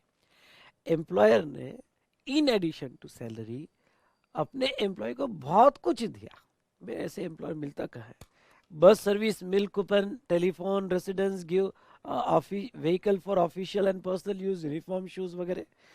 तो फिर इसके जीएसटी के इम्प्लीकेशन क्या है भाई, एक आपका सवाल है जीएसटी के इम्प्लीकेशन क्या है, चलो याद करते हैं। हमने शेड्यूल 1 पैरा 2 पढ़ा था कि अगर कोई भी चीज एम्प्लॉयर और एम्प्लॉय रिलेटेड पर्सन है, अगर एम्प्लॉयर एम्प्लॉय रिलेटेड पर्सन है तो एम्प्लॉयर अगर इन अ फाइनेंशियल ईयर 50,000 से ज्यादा गिफ्ट देता है एम्प्लॉय को तो वो केस में वो सप्लाई माना जाएगा और टोटल वैल्यू पे जीएसटी आएगा। लेकिन हमने साथ साथ में शेड्यूल 3 भी देखा था और शेड्यूल 3 ये कहता है कि यहाँ पे इन द कोर्स ऑफ एम्प्लॉयमेंट होगा तो जीएसटी नहीं आएगा। तो देखो यहाँ पे section 7(2) of CGST Act read with schedule 3, any service provided by way of employer to employee to his by employee to employer in the course of employment, then it is not called as supply. Also para 2 of schedule 1, अगर employer ने employ को gift दिया 50,000 के ऊपर तो वो supply माना जाएगा। In given case, service, meal, coupon, etc. provided by employer in the course or in relation to employment, then no GST payable. But if it is provided as a gift and not a part of employment, GST is payable for value exceeding 50,000.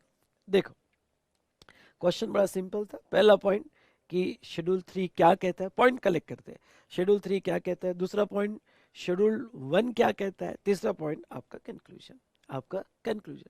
कोई बड़ा okay tricky question तो नहीं था। ऐसे question हो गए तो आप डेफिनेटली बहुत अच्छे से संभाल सकते हो। ठीक है,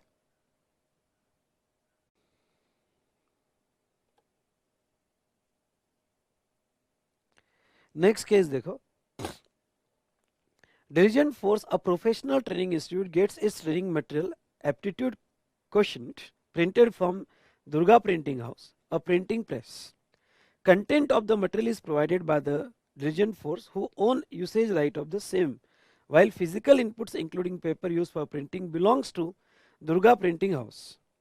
Ascertain whether supply of training material by Durga Printing House constitute a supply of goods or supply of services. Again, बेटा इसके जैसा क्वेश्चन हम ऑलरेडी पहले देख चुके हैं, ये रिपीटेड है क्वेश्चन।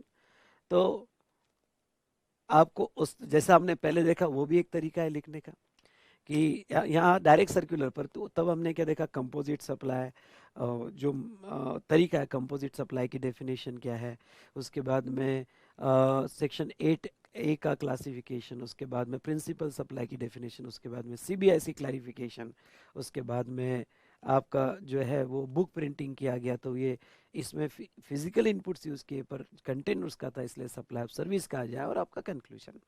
ओके, तो वही फॉर्मेट में आपको कंप्लीट करना है। Done, okay.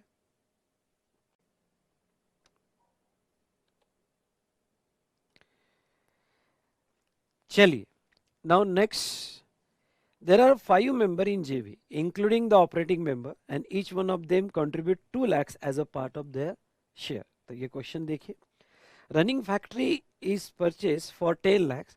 One of the operating member use its personal machine for production to support its expansion of JV. Explain whether cash call is taxable or not under GST law. Cash call मतलब उन्होंने जो है 2 लाख रुपए contribute किए, वो taxable होगा कि नहीं होगा। अगेन क्लैरिफिकेशन और अब यहाँ पे क्लैरिफिकेशन डायरेक्टली यूज किया तो भी चलेगा। एज पर CBSE क्लैरिफिकेशन आपको नंबर याद रखने की जरूरत नहीं, डेट याद रखने की जरूरत नहीं। Whether cash call in JV is taxable depends on facts and circumstances of each case. Normally, cash call in JV is a transaction in money and not treated as supply of goods. अब देखो यहाँ even though answer में मैंने directly in money और hence not treated as supply of goods, लेकिन आप थोड़ा इसको रंगा सकते हो, जैसे इसके पहले वाले क्वेश्चन को कि as service means anything other than goods, money and securities. Point number 2, definition of goods and service exclude the transactions in money. और फिर एज पर CBIC क्लैरिफिकेशन इस पे आ सकते हो। अरे पहले लॉ एक्सप्लेन किया, फिर इस पे आ गए, कहा गया कि भाई कैश कंट्रीब्यूशन जो है just purely transaction in money है, बट बी पार्ट है, but if cash call pool by JV towards service received from a member or third party is in the nature of consideration, then it's treated as advance supply of service, hence it attract GST. पर कभी कभी जो JV का member होता है, partner होता है, वो बोलता है मेरे पास पैसा नहीं है, हाँ मैं सर्विस दूंगा आपको, मैं सर्विस दूंगा, मैं ये प्रोवाइड करूंगा, वो प्रोवाइड करूंगा। तो ऐसे सिचुएशन में फिर वो सप्लाई ऑफ सर्विस का नेचर ले सकता है। ये 2 पॉइंट मैंने एक्सप्लेन किए।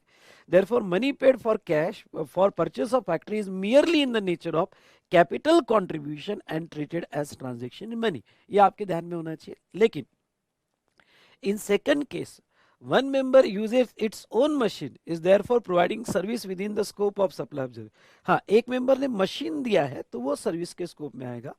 Operating member is recovering cost appropriated towards machinery and services from JV member in the participating interest ratio. जो भी उसको पैसा मिल रहा है पर वो सप्लाई ऑफ सर्विस माना जाएगा। तो ये एक CBIC क्लैरिफिकेशन के बेस पे छोटी सी केस स्टडी थी। ठीक है,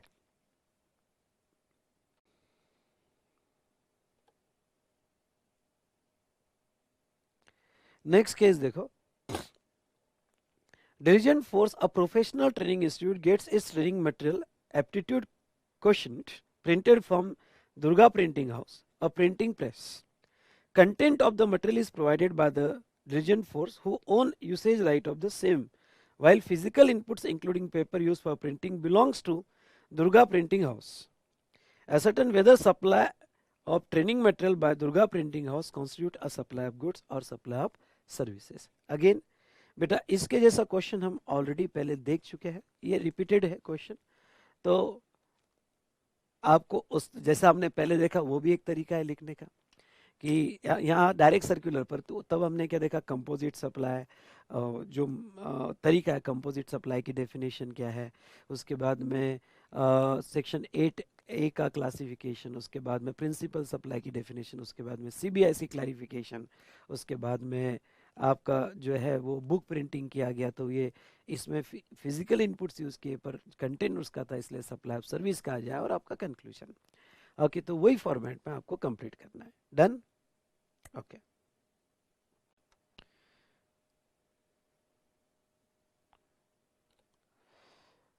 वेल, नेक्स्ट प्रॉब्लम अच्छा प्रॉब्लम है। देखिए, Jaskaran, a registered supplier of Delhi, has made of following supplies in the month of January 2020। ठीक है, उसके बाद में यहाँ दिया है supply 20,000 packages of 30 each to Sukhija gift shop to Punjab. अब ये बंदा दिल्ली का है और वो पंजाब सप्लाई कर रहा है, मतलब स्पेशल ये इंटरस्टेट ट्रांजेक्शन है, और अगर ये इंटरस्टेट ट्रांजेक्शन है तो इसके ऊपर लगेगा IGST। ठीक है, each package consist of 2 chocolates, 2 fruits, juice bottle and packets of toy balloons. और ये बेटा मिक्स सप्लाई है, ये बात तो सही है कि ये कंपोजिट सप्लाई नहीं है, मिक्स सप्लाई है, और 30 रुपए का एक पैकेज दे रहा है मिक्स सप्लाई का, तो इसके ऊपर हाईएस्ट रेट लगेगा। यहाँ ये बात भी क्लियर हो जाती है। तो 6 लाख रुपए इंटू इसमें का जो भी हाईएस्ट रेट होगा, हम नीचे देखेंगे, उसके ऊपर GST लग जाएगा। ठीक है, IGST लगेगा। दूसरा वो कहते हैं 10 generated hired out to Morarji banquet Chandigarh including cost of transportation of generator 1000 for each generator for जकरसन warehouse to, okay, Morarji banquet hall. उसने 10 जनरेटर हायर किए, जो 10 जनरेटर हायर्ड आउट मतलब किसी और को हायर पे दिए, उसमें ट्रांसपोर्टेशन भी इंक्लूड था। तो जब आप जनरेटर किसी को हायर करते हो तो ट्रांसपोर्टेशन ये पार्ट ऑफ सप्लाई है, कंपोजिट सप्लाई है, तो वो कंपोजिट सप्लाई का ही पार्ट माना जाएगा। पर पहले केस में गुड्स का सप्लाई हुआ, ख्याल रहे, दूसरे केस में सर्विस दी, उसने जनरेटर सर्विस को हायर पे दिया। तीसरा point, 500 packages each consist of 1 chocolate, 1 fruit juice bottle given as a free gift to Delhi customer on occasion of Diwali।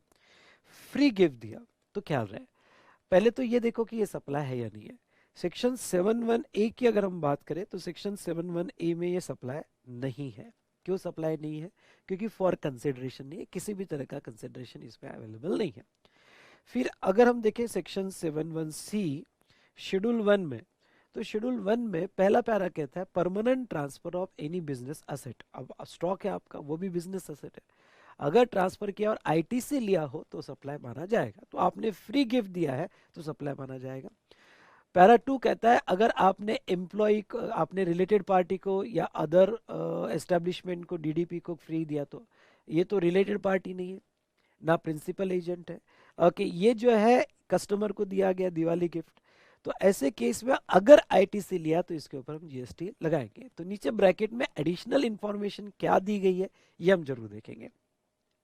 The cost of each package is 12, but the open market value of such package of goods and goods of like kind and quality is not available. Input tax rate has not been taken on the items contained in the package.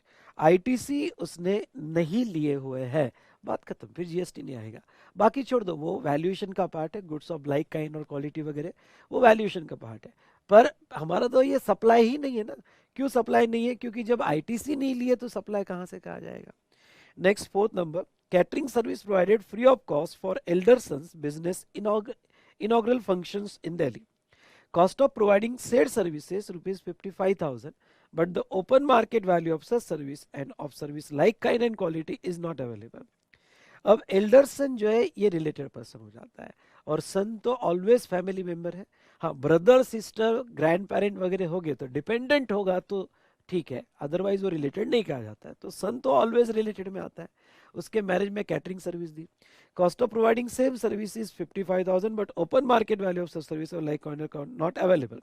यहाँ थोड़ा valuation के principal use किए जो मैं valuation chapter में cover करूंगा, कि अगर आपने सप्लाई किया, ओपन मार्केट वैल्यू अवेलेबल नहीं है या लाइक काइंड और क्वालिटी अवेलेबल नहीं है, तो वो सिचुएशन में जो भी कॉस्ट है उसका आपको 110% लेना पड़ता है। जस्ट मैं कह रहा हूँ, सुन लेना, रूल 30 लगता है यहाँ पे, रूल 30 ये वैल्यूएशन चैप्टर में मैं कवर करूंगा। आगे वो क्या कहते हैं देखो, जो भी अमाउंट दी गई वो एक्सक्लूडिंग जीएसटी है, थैंक यू, मतलब इंक्लूडिंग जीएसटी ने एक्सक्लूडिंग जीएसटी है। You are required to determine GST liability, CGST, SGST or IGST as the case may be. Jackerson for the month of January, Jaskaran, sorry, Jackerson नहीं, Jaskaran for the month of January 2020 with the help of following additional information. अब ख्याल रहे, ये चौथा transaction IGST का नहीं है, क्योंकि ये चौथा ट्रांजेक्शन यहाँ पे अपने दिल्ली में दिया गया, इसलिए ये ट्रांजेक्शन CGST और SGST में जाएगा, पहला ट्रांजेक्शन IGST में जाएगा, ठीक है। कुछ एडिशनल इंफॉर्मेशन उन्होंने दी है, वो भी देख लेते हैं। अभी एडिशनल इंफॉर्मेशन क्या दी है, penalty of ₹10,000 was collected from Sukhija gift shop for payment received with a delay of 10 days, ठीक है। 10,000 की पेनल्टी मिली, यानी टॉलरेंस चार्जेस है, और अगर ये टॉलरेंस चार्जेस है, पेनल्टी मिलते हैं तो इसके ऊपर जीएसटी आता है। और किससे मिला बेटा, जिसको हमने पहला जो सुखीजा गिफ्ट शॉप है उससे मिला। तो ऐसे सिचुएशन में ये 6 लाख और ये 10,000, आगे में सेक्शन 15(2)D में पढ़ा होगा वैल्यूएशन चैप्टर में, कि कोई भी लेट फी पेनल्टी मिलती है तो वो वैल्यूएशन का पार्ट माना जाता है, क्योंकि वो टॉलरेंस चार्जेस माना जाते हैं, तो ये ऐड हो गया as a part of valuation, ठीक है। Transportation of generator from Jaskaran warehouse to customer premises is arranged by Jaskaran through a goods transport agency who pays the tax 12%. Assume, okay ठीक है, ट्रांसपोर्टेशन जीटीए सर्विस ली जिसके ऊपर उसने 12% का tax दिया। ये मैं क्यों ले रहा हूँ 12%, रिवर्स चार्ज का चैप्टर अगर वो ले, रिवर्स चार्ज मैकेनिज्म का चैप्टर अगर हम ले, तो रिवर्स चार्ज मैकेनिज्म में अगर जीटीए 12% वाला ऑप्शन ले रहा है तो फिर हमें रिवर्स चार्ज में टैक्स पे करने की जरूरत नहीं है। तो हमने जो ट्रांसपोर्टेशन सर्विस ली, सामने वाले ने 12% का टैक्स लगाया हुआ है, ये रिवर्स चार्ज चैप्टर में है, तो सामने वाले ने 12% का टैक्स लगाया, तो रिवर्स चार्ज में हम टैक्स पे नहीं करेंगे, और अलग अलग सर्विस और गुड्स के यहाँ पे रेट दिए हुए हैं। चलो प्रॉब्लम सॉल्व करते हैं, हमको यहाँ पे इसकी जीएसटी लाइबिलिटी निकालना है, situation, particulars, calculation and GST element, ठीक है। तो जीएसटी एलिमेंट पहले हमने 6 लाख का माल सप्लाई किया था, कंपोजिट सप्लाई है बेटा, नोट भी हम जरूर देखेंगे, कंपोजिट सप्लाई है तो लगेगा आईजीएसटी। अब 18% कैसे लिया, तो हाईएस्ट रेट जो है बेटा क्या क्या था उसमें अगर आप देखते हो तो उसमें थी चॉकलेट, फ्रूट्स, जूस बॉटल और बलून। तो चॉकलेट, जूस, बलून और जूस बॉटल जो भी है, तो इसमें से हाईएस्ट रेट आ रहा है 18%, क्योंकि मिक्स सप्लाई है इसलिए मैं 18% का रेट लगाऊंगा। उसके बाद में पेनल्टी जो टॉलरेंस चार्जेस है वो भी 18%, क्योंकि वो इसका ही पार्ट है। वैल्यूएशन, ये पॉइंट थोड़ा समझने की कोशिश करना, वैल्यूएशन चैप्टर में सेक्शन 15(2)D आता है और वो कहता है कि लेट फी और पेनल्टी ये ओरिजिनल ट्रांजेक्शन का ही पार्ट माना जाता है। अगर ओरिजिनल ट्रांजेक्शन 18% पे हुआ तो ये भी ट्रांजेक्शन 18% का ही माना जाएगा। सुनिए मेरी बात, ये भी ट्रांजेक्शन 18% का माना जाएगा। डिटेल डिस्कशन वैल्यूएशन चैप्टर में है, तो यहाँ पे इसको भी 18% का जीएसटी आएगा। दूसरी बात, यहाँ जो मैंने कैलकुलेशन किए हैं अगर आप ये देखते हो तो वैल्यूएशन चैप्टर में ये अगर आप पढ़ चुके हैं तो अच्छी बात है, नहीं तो मैं पढ़ाऊंगा आपको। वैल्यूएशन चैप्टर में सेक्शन 15(2)D जो है उसमें मैं आपको ये पढ़ाऊंगा कि जो भी लेट फी और पेनल्टी मिलती है वो इंक्लूसिव ऑफ जीएसटी ऑलवेज मानी जाती है। सेक्शन 15(2)D में वो इंक्लूसिव ऑफ जीएसटी, एक्चुअली ये प्रॉब्लम वैल्यूएशन के बाद लिया तो ज्यादा अच्छा है, ओके, पर चलो कोई प्रॉब्लम नहीं है, बाद में आपने फिर से देख लेना। तो वो इंक्लूसिव ऑफ जीएसटी माना जाता है, तो ये इंक्लूसिव ऑफ जीएसटी माना जाएगा, ओके, और इतना अमाउंट जो है यहाँ पे लिया जाएगा। रेंटिंग बेटा no doubt, okay, renting composite supply, उसके साथ ट्रांसपोर्टेशन इंक्लूडेड है, हम अलग नहीं करेंगे, ट्रांसपोर्टेशन कंपोजिट सप्लाई है। और यहाँ पे रेंटिंग का जो रेट दिया है वो 18% दिया है, तो ये भी 18% से पूरा का पूरा टैक्सेबल हो जाएगा। ये तो ही बात आईजीएसटी, क्योंकि ये अदर स्टेट में हमने सप्लाई किया, ये चंडीगढ़ में किया था रेंटिंग। जहां तक फ्री गिफ्ट की बात है उसके ऊपर जीएसटी नहीं आएगा क्योंकि वो सप्लाई नहीं है, लेकिन फैमिली मेंबर में रिलेटेड में para 2, I repeat para 2 of schedule 1 के हिसाब से अपने ही मेंबर को अगर सर्विस दिया तो मैंने कहा था आपको 110% आपको लेना पड़ता है, ये रूल 29 कहता है वैल्यूएशन का। तो ये वैल्यूएशन चैप्टर में बहुत सारी चीजें इसकी कवर्ड है, तो रूल 29 ये कहता है, तो सप्लाई माना जाएगा और उसके ऊपर CGST और SGST लगेगा। नीचे नीचे बेटा नोट्स बहुत डिटेल में दी है, आप अगर नोट्स पढ़ोगे तो जैसा यहाँ पे सबसे पहले तो कंपोजिट सप्लाई कब कहा जाता है, हाँ सॉरी, मिक्स सप्लाई कब कहा जाता है, सॉरी पहला मिक्स सप्लाई कब कहा जाता है, क्योंकि पहला सप्लाई मिक्स सप्लाई था। तो मिक्स सप्लाई कैसा कहा जाता है, उसका क्लासिफिकेशन कैसे होगा 8B के हिसाब से, उसका क्लासिफिकेशन हाईएस्ट रेट में होगा, ये हमने देखा। सेक्शन 15(2)D जैसा मैंने कहा कि भाई 15(2)D में वो जो पेनल्टी वगैरह वो इंक्लूसिव माना जाएगा, और पेनल्टी हाँ इंक्लूसिव ऑफ GST माना जाएगा, उसके ऊपर GST आएगा। तो ये हमने यहाँ पे देखा इंक्लूसिव ऑफ GST से रिलेटेड।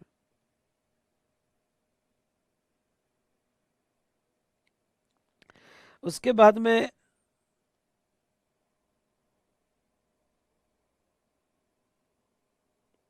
हाँ ये वाला पॉइंट जो है, ये वाला पॉइंट मैं एग्जाम्शन चैप्टर में करूंगा, आपको अभी नहीं समझेगा, मैं एग्जाम्शन चैप्टर में लूंगा। पर बस अभी इतना ही बता देता हूँ कि सामने वाला GTA जब आपको बिल लगाता है, थोड़ा ये पॉइंट समझ लेना। ओके, आप शॉप ओनर हो, ओके, और आपने अपने कस्टमर को कोई भी गुड्स देने के लिए या सर्विस देने के लिए किसी GTA की सर्विस ली, तो अगर किसी GTA की सर्विस ली तो वो तो 12% में, इसलिए रिवर्स चार्ज नहीं लगेगा, ये रिवर्स चार्ज चैप्टर में कवर है।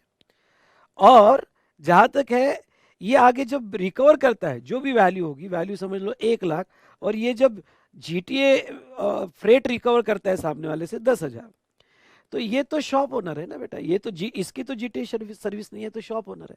तो ये शॉप ओनर है, और फ्रेट जब रिकवर करता है तो ये GTA नहीं बोला जाएगा, ये जो फ्रेट है ये वैल्यू का ही पार्ट माना जाएगा, और टोटल 1,10,000 जो भी गुड्स और सर्विस 1,10,000 पे वैल्यू पे टैक्स आएगा। इसका डिटेल डिस्कशन एग्जाम्शन चैप्टर में मैं कवर करूंगा। पर जो भी सर्विस प्रोवाइडर फ्रेट रिकवर कर रहा है या शॉप ओनर फ्रेट रिकवर कर रहा है, वो GTA नहीं माना जाता है, वो आपके supply composite supply of goods या सर्विस का ही पार्ट माना जाता है। ठीक है, डन। चलो उसके बाद में यही दिया गया है इस नोटिफिकेशन में। फिर 8A में classification, composite supply, principal supply, और 18% का रेट लगेगा।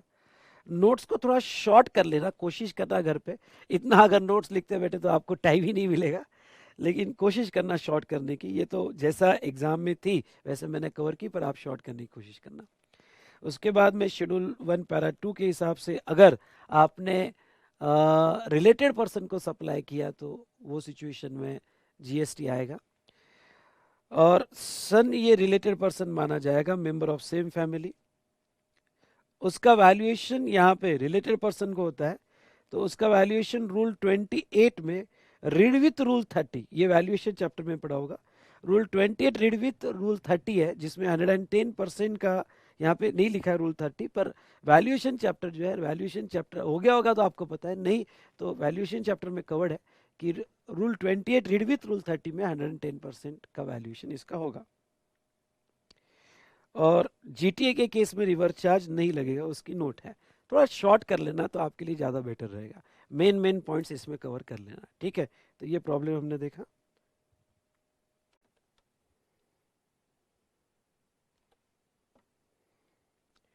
नेक्स्ट क्वेश्चन बड़ा अच्छा क्वेश्चन है, इसको स्टार करना।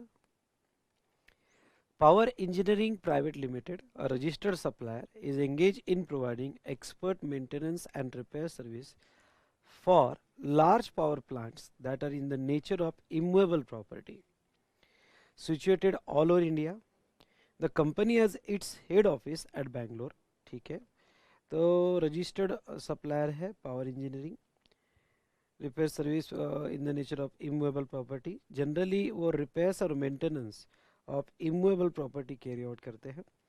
Situated all over India, all over India immovable property activity करते हैं। The company has it head office at Bangalore and Karnataka and branch office in other state. Head office Bangalore में है, कर्नाटका में, और अदर स्टेट में ब्रांच ऑफिसेस है। ठीक है, the work done is in following manner. Company has self contain mobile workshop which are containers truck fitted out for carrying out the repairs. Company का अपना वर्कशॉप कंटेनर ट्रक है। The truck are equipped with various item like equipments, consumables, tools and parts etc. एक आपको clarification याद होगा तो truck move हो रहा है, उसके साथ उसके इक्विपमेंट टूल्स अटैच हो रहे हैं, अगर एक क्लैरिफिकेशन आपको याद होगा तो the truck is sent to the client location for carrying out their repair work. ठीक है, क्लाइंट लोकेशन पे जाता था। Depending upon the repairs to be done the equipment consumables tool parts are use from the stock of such item carried out in the truck. ठीक है, in some cases stand alone machine also sent to the client premises in such truck for carrying out repair work। मतलब सिर्फ tools नहीं, कभी कभी machine भी जाती थी for repair works. The customer is billed after completion of repair work depending upon the nature of work and actual quantity of consumable parts used in the repair work। ठीक है, मतलब कितना रिपेयर वर्क किया उसके base पे उसका billing होता था। Sometime truck is sent to a company's own location in other state from where it further sent to client location for repairs। कभी कभी अपने ही ब्रांच को वो शिफ्ट होता था जहाँ से फर्दर वो क्लाइंट प्लेस पे जाता था। ठीक है, workout GST liability CGST SGST और आईजीएसटी एज द केस में B of power engineering private limited Bangalore on the basis of the facts as describe below. ठीक है, अब देखो पहला, truck sent to own location in Tamil Nadu, अपने ही लोकेशन को ट्रक भेजा गया। Value of item contain in truck और वैल्यू ऑफ ट्रक, जहां तक आपको सीबीआईसी क्लैरिफिकेशन याद होगा, याद होना ही चाहिए, अगर ट्रक अदर स्टेट में हमारे ही एस्टेब्लिशमेंट को जा रहा है तो उसके ऊपर वो सप्लाई नहीं माना जाएगा, जिसका नोट आपको लिखना पड़ेगा, और स्टॉक पे जीएसटी आ जाएगा जो उसमें स्टॉक जा रहा है। तो ये सप्लाई है और इस पे जीएसटी आएगा। ओके, वो आईजीएसटी आएगा, अदर स्टेट में जा रहा है इसलिए, लेकिन यहाँ पे वैल्यू ऑफ ट्रक पे नहीं आएगा।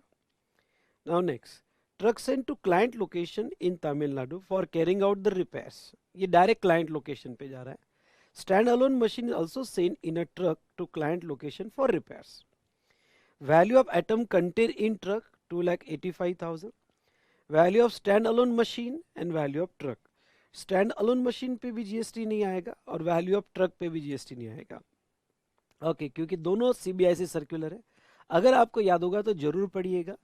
मैंने पैरा यहाँ पे जब हमने पैरा 2 ऑफ शेड्यूल 1 लिया उसके नीचे 2 नोटिफिकेशन दिए थे कि अगर आपका अदर स्टेट में ट्रक जा रहा है उसके ऊपर जीएसटी नहीं आता है। वैल्यू ऑफ ट्रक जो है उसमें मशीन, सेकंड क्लैरिफिकेशन था मशीन वगैरह, तो उसके ऊपर भी जीएसटी नहीं आ रहा है। हाँ, अब इसमें ट्रक में जो गुड्स थे, आइटम थे, उसके ऊपर आएगा क्या, आता है, लेकिन ये जो है पहले एग्जाम्पल और ये एग्जाम्पल में फर्क क्या है। पहले एग्जाम्पल में आइटम हमने बेचे नहीं थे या कोई सर्विस के लिए नहीं जा रहे थे। पहले एग्जाम्पल में आइटम्स जो गुड्स थे वो हमारे ही डायरेक्टली गुड्स हमारे ही ब्रांच में जा रहे थे, तो जो डीडीपी था, इसलिए वो सप्लाई है as per para 2 of schedule 1। लेकिन अब यहाँ पे मैं डायरेक्टली क्लाइंट को गुड्स भेज रहा हूँ, तो इंपॉर्टेंट है मेरा बिलिंग कैसा है, क्योंकि मैं तो सर्विस, रिपेयर सर्विस दे रहा हूँ ऑन इमूवेबल प्रॉपर्टी। तो नीचे ये कह रहे हैं कि billing of the repairs to be done after depending upon the actual item is use. मतलब क्या, बिलिंग रिपेयर का बनेगा ऑन इमूवेबल प्रॉपर्टी। तो अब जब, क्योंकि ये जो आइटम्स यूज किए गए, ये आइटम्स क्लाइंट प्लेस पे यूज किए गए, तो ये आइटम पे as a supply of goods service नहीं आएगी, इस पर भी टैक्स नहीं आएगा as a supply of goods. क्यों? क्योंकि मेरा कॉन्ट्रैक्ट अगर इमूवेबल प्रॉपर्टी पे मैं रिपेयर्स मेंटेनेंस करता हूं, आई रिपीट, इमूवेबल प्रॉपर्टी पे मैं रिपेयर्स और मेंटेनेंस करता हूं, तो वर्क्स कॉन्ट्रैक्ट में आता है। और वर्क्स कॉन्ट्रैक्ट में कितना भी गुड्स होने दो, क्यों ना वो अदर स्टेट जा रहा है, पर कितना भी गुड्स होने दो, वर्क्स कॉन्ट्रैक्ट के केस में पूरा कॉन्ट्रैक्ट सप्लाई ऑफ सर्विस में जाएगा, उसमें कितना भी गुड्स यूज करो। इसलिए जो आपका बिल बना होगा वो सब वर्क्स कॉन्ट्रैक्ट का बिल बना होगा, और वो वर्क्स कॉन्ट्रैक्ट के बिल में ये मटेरियल की कॉस्ट ऑलरेडी इंक्लूडेड रहेगी, जो बिलिंग वैल्यू आपको आगे पता चलेगी, तो इसकी वैल्यू ऑलरेडी इंक्लूड होगी, तो अभी इसके ऊपर जीएसटी नहीं आएगा। फिर से एक बार बता दूं, पहले एग्जाम्पल और ये एग्जाम्पल में डिफरेंस है कि यहां मैं कोई वर्क्स कॉन्ट्रैक्ट का बिल नहीं बना रहा हूं, वहां आइटम्स अपने ही ब्रांच को भेज रहा हूं, इसलिए वो गुड्स का सप्लाई है, उसे as a supply of goods GST आएगा। यहाँ मैं डायरेक्ट क्लाइंट को भेज रहा हूँ और क्लाइंट को मैं डायरेक्ट सर्विस दे रहा हूँ, तो इस सर्विस में यूज होने वाले गुड्स सर्विस की वैल्यू में कवर हो जाएंगे, इसलिए यहाँ ऐड करने की कोई जरूरत नहीं है। उसके बाद में truck sent to client in Karnataka for carrying out repairs, value of items contain in truck 1,06,000, value of truck जो है, ओके ये जो है इस पे ट्रक पे तो नहीं आएगा, और एटम्स कंटेन इन ट्रक जो है तो अगेन ये part of the repairs contract ही माना जाएगा। Next, invoices race for repair work carried out इन तमिलनाडु। तमिलनाडु में जो वर्क कैरी आउट किया था क्लाइंट के लिए, उसका इनवॉइस रेस किया 70 लाख का, including the invoice for repair done in B, जिसमें बी में जो रिपेयर हम कर रहे हैं उसमें, और इनवॉइस कर्नाटका, कर्नाटका ये इंट्रा स्टेट है तो इसमें भी वो इंक्लूडेड रहेगा। इन शॉर्ट ये मटेरियल पे भी जीएसटी नहीं आएगा, और आउटवर्ड सप्लाई उन्होंने दे दिया है।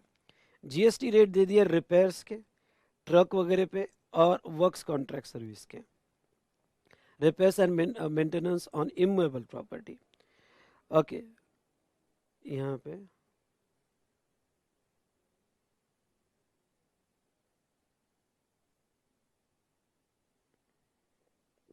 ठीक है। चलो अब देखो यहाँ पे, अगर आप देखते हो तो item send to container truck on location, on location पे 12% IGST 36,000 आ गया ऑन लोकेशन पे।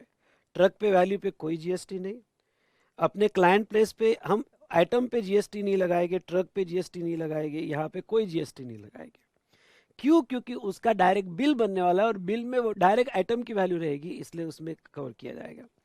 उसके बाद में ये कॉन्ट्रैक्ट रिपेयर्स में जाएगा या वर्क्स कॉन्ट्रैक्ट में जाएगा। अगर आप रिपेयर्स में क्लासीफाई करते हो तो 12% का रेट है, अगर आप वर्क्स कॉन्ट्रैक्ट में क्लासीफाई करते हो तो 18% है। अब बेटा ये वर्क्स कॉन्ट्रैक्ट में क्यों? क्योंकि उन्होंने पहले ही कह दिया कि जो भी है वो इमूवेबल प्रॉपर्टी पे एक्टिविटी होने वाली है, रिपेयर और मेंटेनेंस। अगर इमूवेबल प्रॉपर्टी पे रिपेयर्स और मेंटेनेंस है तो वो तो वर्क्स कॉन्ट्रैक्ट में ही जाएगा, इसलिए 18% का रेट यहाँ पे लगाया गया, और यहाँ पे भी 18% का रेट लगाया गया है। तो इस तरह से जीएसटी निकाला गया। प्रॉब्लम तो इजी है, ये प्रॉब्लम तो इजी है बेटा, इंपॉर्टेंट है नोट, नोट केयरफुली पढ़ना। जैसे हम अगर नोट पढ़े तो मैं स्टेप बाय स्टेप, जैसे as per 25(4) of schedule 1, movement of goods without any consideration to distinct person is a supply, 25(4) का लिया। ओके, तो डीम डिस्टिंक्ट पर्सन कवर होता है। Value of supply for this shall be determine as per rule 28A, valuation rule 28A के हिसाब से है।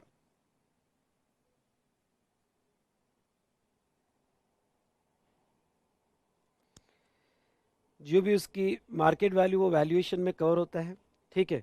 उसके बाद में ये जो है इंटरस्टेट सप्लाई है सेक्शन 10(1) से, ये आईजीएसटी में कवर होता है।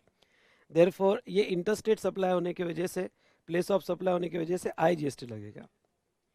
अब मैंने तो बहुत डिटेल में दिया आपको, सिंपल वे में बताओ गया, आपने कैसे इसको शॉर्ट करना। Supply as per section 25(4), supply to own branch called as DDP supply and taxable, fall under the scope of GST. Point number 2, as per rule 28, value should be open market value, and it is a interstate supply and IGST is payable. That's all. इतना short में आप लिख सकते हो। तो इस तरह से आप इसको ध्यान से पढ़ो। ये डिस्टिंग पर अगेन वो डिस्टिंग, अब देखो यहाँ क्या गड़बड़ है, यहाँ पे भी 25(4) लिया है, यहाँ पे भी 25(4) लिया है। कभी कभी आप कॉमन नोट भी बना सकते हो एग्जाम में। ओके, ऐसा लिख सकते हो, common notes and special notes. Common notes बार बार क्यों मैं उसमें टाइम ये करूंगा, बार बार मैं डिस्टिंग पर्सन को सप्लाई क्यों 2 बार पैरा लिखूंगा। आप कॉमन नोट्स लिख सकते हो ना, और बाद में स्पेशली जो हमें बोलना है वो आप कवर कर सकते हो कि मैं आईजीएसटी क्यों लगा रहा। तो मैंने इस पे यहाँ सीबीएसई क्लैरिफिकेशन है कि ट्रक वगैरह अपने ही लोकेशन को सप्लाई किया तो उसके ऊपर जीएसटी नहीं आएगा, उसके साथ मशीन वगैरह सप्लाई किया तो उसके ऊपर जीएसटी नहीं आएगा।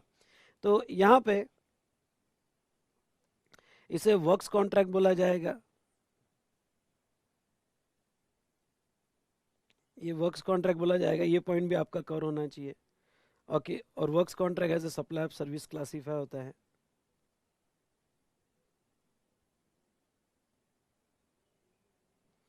और सेक्शन पैरा 6 के हिसाब से वो always supply of service classify होता है।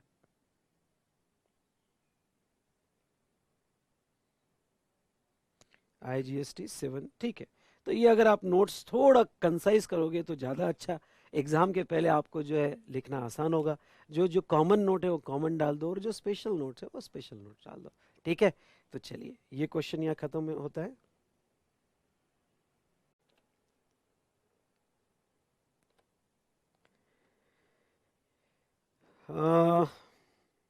ये क्वेश्चन बेटा क्वेश्चन 59 जैसा ही है, तो आप 59 मेरे साथ पढ़ चुके हो, तो ये आपके लिए होमवर्क है, ये आपने सॉल्व कर लेना। ठीक है, चलो ये आपने सॉल्व कर लेना।